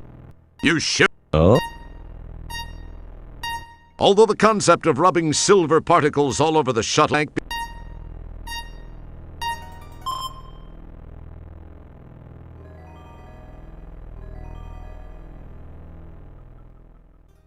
You neatly...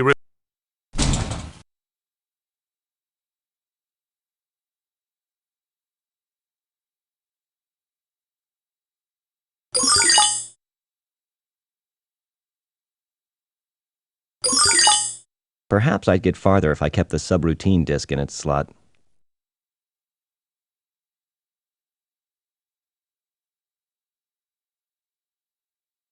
As cool as it...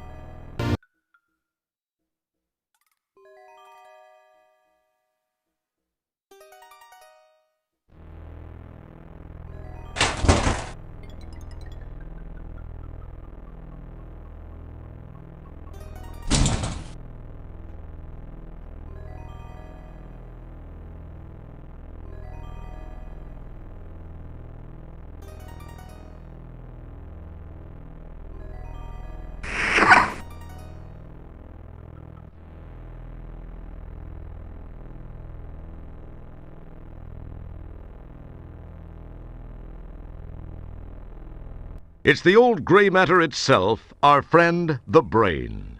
At least some of us are familiar with it. I don't remember seeing you at the meetings. For some reason, you're drawing a complete blank on information regarding the brain. This is the Meninges. It's a 3-layer cover for the brain. Check out the cool blood vessels.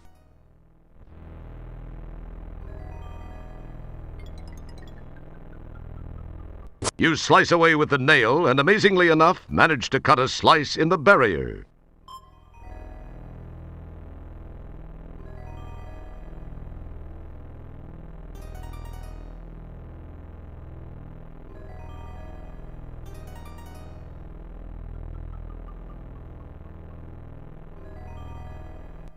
Yikes. How am I supposed to jump across this one?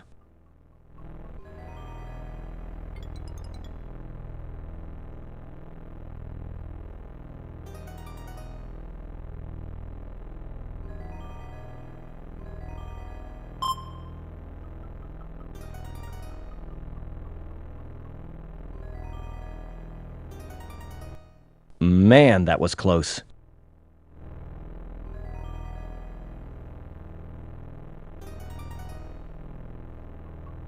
Holy captain's log, Batman.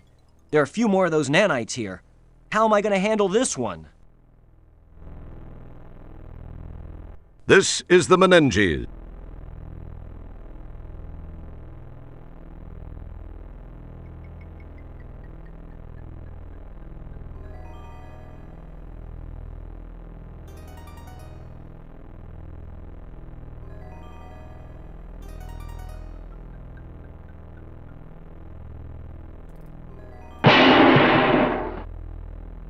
You chuck a gallstone at one of the robots, causing it to think the other one did it.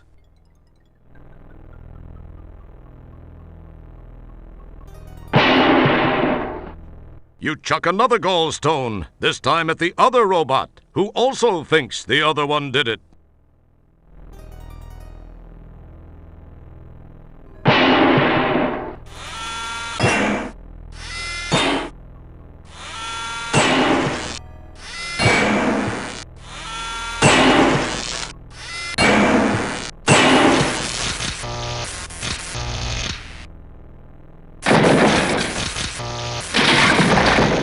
That was quite effective. That was very impressive, Roger. I'll bet that's not something you hear every decade.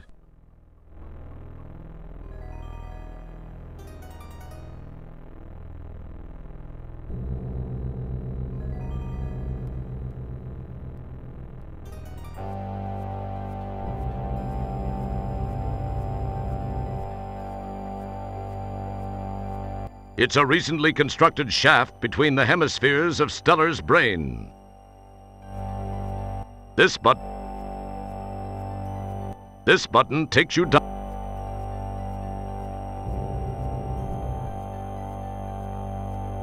So this is the motor control center. This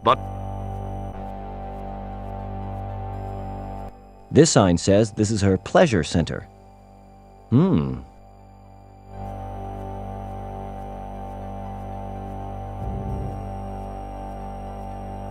This sign says this is her pleasure. This sign says...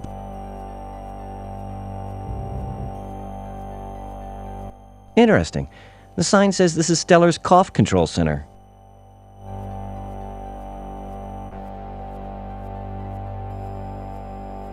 That's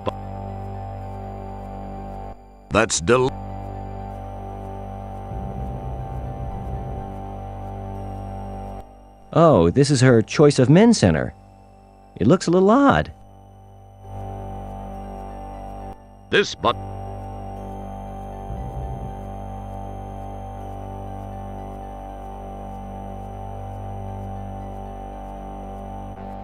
As cool as it would.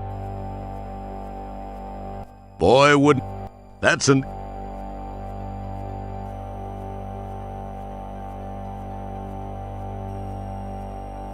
Boy.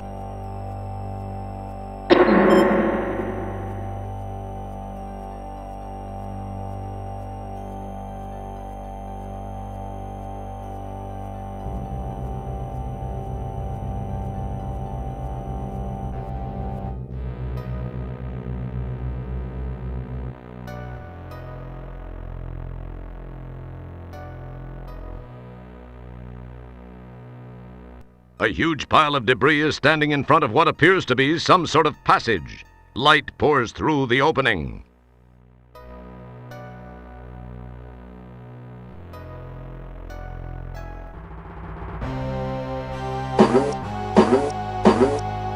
Ugh! Ah! Even in this suit, that hurts like a... Geez. What's going on here? And what's with that big robot? Well, well, Mr. Wilco, I must confess to being impressed that you made it this far. You are either a very lucky man, or the classic case of how looks can be deceiving. From what I know of your history, I can't say that in this case looks are necessarily deceiving. On the other hand, I don't think luck accounts for it all either. There's definitely something different about you, Mr. Wilco. It's a pity, though. I'm afraid this is where the odds catch up with you, Roger. I do hope you don't mind me referring to you as Roger. I feel we can both be on a first-name basis now, since we will soon be sharing such intimate moments. My rebirth and your death. Not necessarily in that order. I'll attend to you in a moment. I have a few more little details to finish before I transfer my consciousness into this body. Enjoy it, Roger. It'll be among the very last of your memories. Oh, and by the way, escape attempts will prove to be futile. You will be incinerated if necessary. Jeez, what a bit... I'm sorry. What was that you were saying? Me? I was saying, what a bite. Yeah, I had a little trouble with some parasites a while ago down in the digestive tract. That's all it was.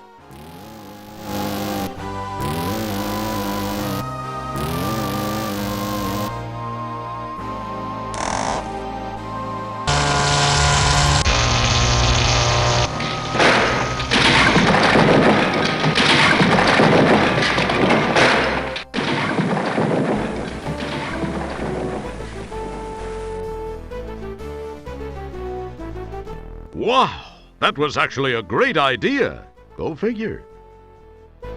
Yeah, I kicked her butt. Just look at me. MacGyver wishes he could be me. It was bound to happen.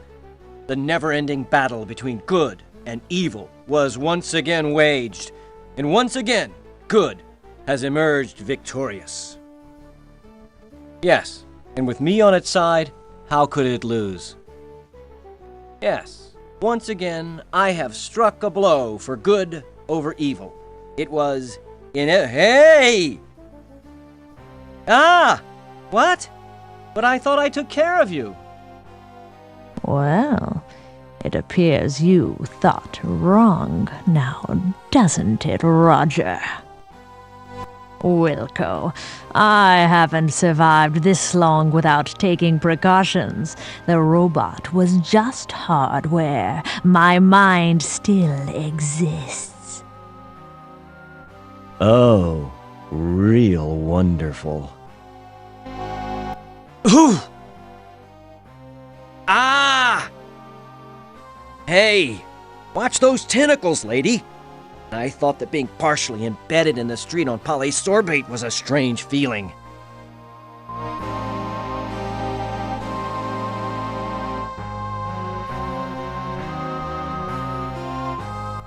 Fish, that's brain food.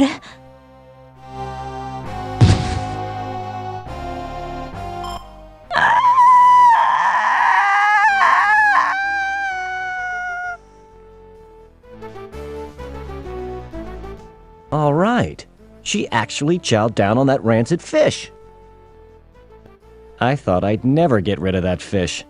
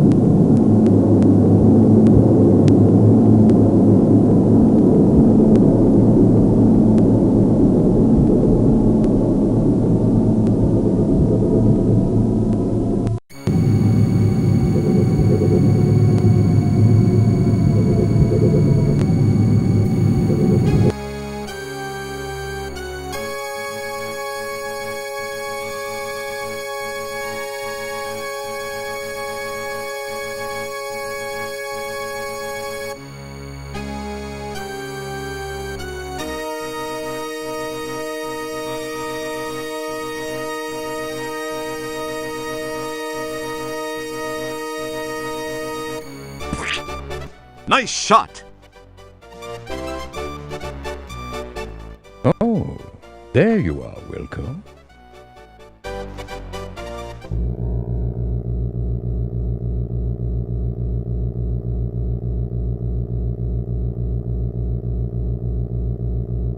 Boy, Stellar, with all that's happened recently, I never would have imagined that we'd be standing here together. It is a miracle, Roger. I was afraid that by the time you got my message, it would be too late. I was certain I was doomed. But you didn't let me down. What you did was incredibly brave, Roger, not to mention intensely risky. It took Dr. Bellows a lot of work to clean up after you and Sharpay. I must say, Roger, there's not a man in the universe who knows me inside the way you do. It was a strange feeling. But I went in there all business. There wasn't a moment I wasn't thinking of your welfare. Oh, give me a break. Let me put my boots on. It's getting deep in here. Cheese it, pal, or I'll rip out your larynx and you won't be able to get a job doing bad voiceover work for Chinese action pictures. What did you say, Roger? Oh, I was just mumbling to myself. You know, Stellar, there's one thing I noticed while inside you I thought I might share. And what's that, Roger? You eat like a goat. You really have to change your eating habits, Stellar. I saw some things in your digestive tract I wouldn't wish on Sludge Vohall. You really have to clean up your consumption act. Yes, I know. Dr. Bellows said he was able to fix most everything done to me during Sharpay's invasion, as well as patching an ulcer that was playing havoc with my stomach. He told me the same things.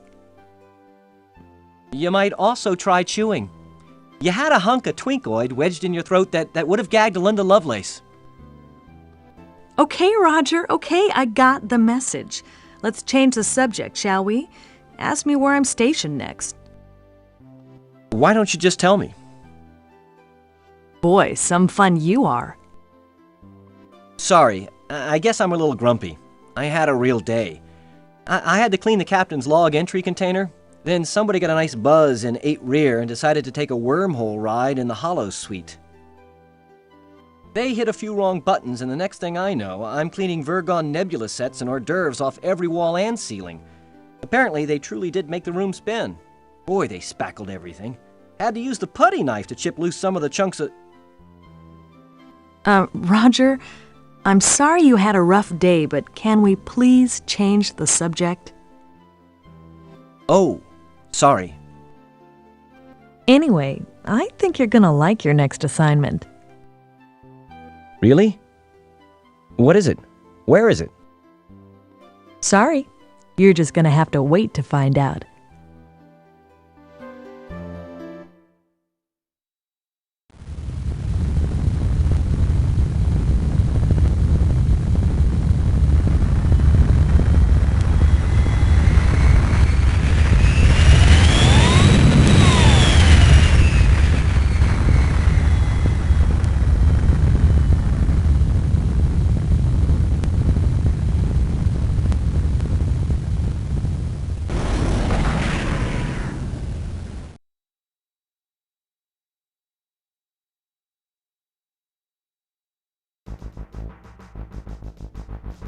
As Roger and Stellar warp off into the nebula set, many questions remain.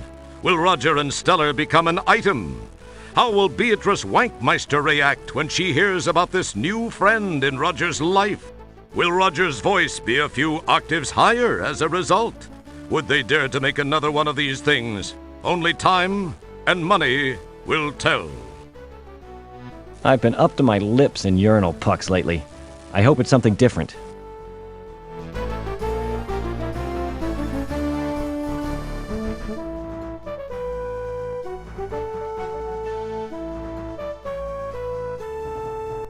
Who wrote this crap?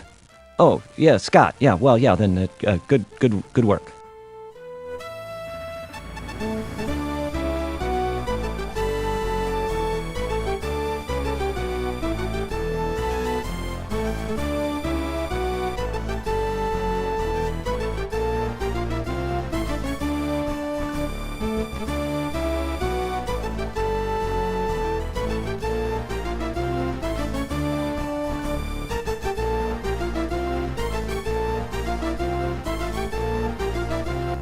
Did you hear about the animator who killed himself? Yeah, he couldn't draw his own breath.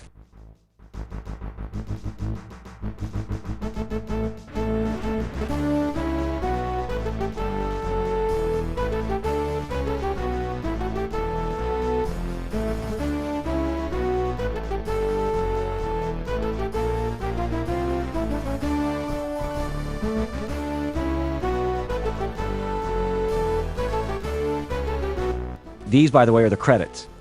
They're called credits because, well, we can't afford to really pay anybody until more people buy the game.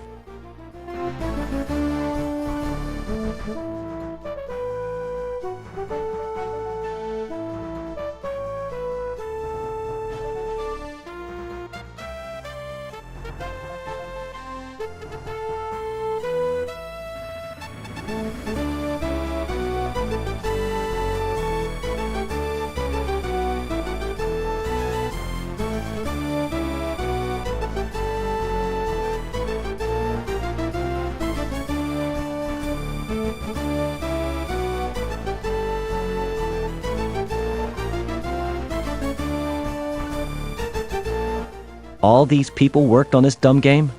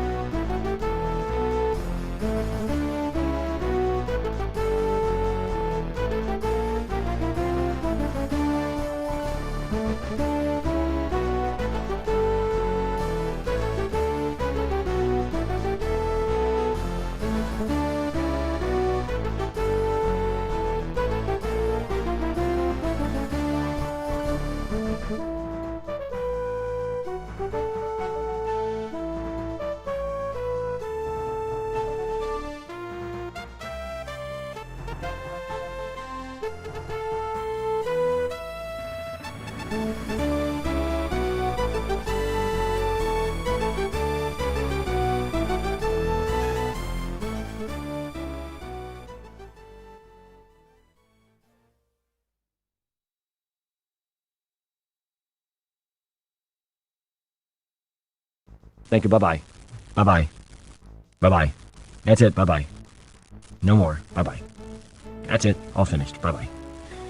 Bye-bye. Bye-bye. Farewell. Farewell. Bye-bye. Bye-bye. See you later. Bye-bye. Bye-bye. Okay, this is it. The last time. Goodbye. Goodbye. Goodbye.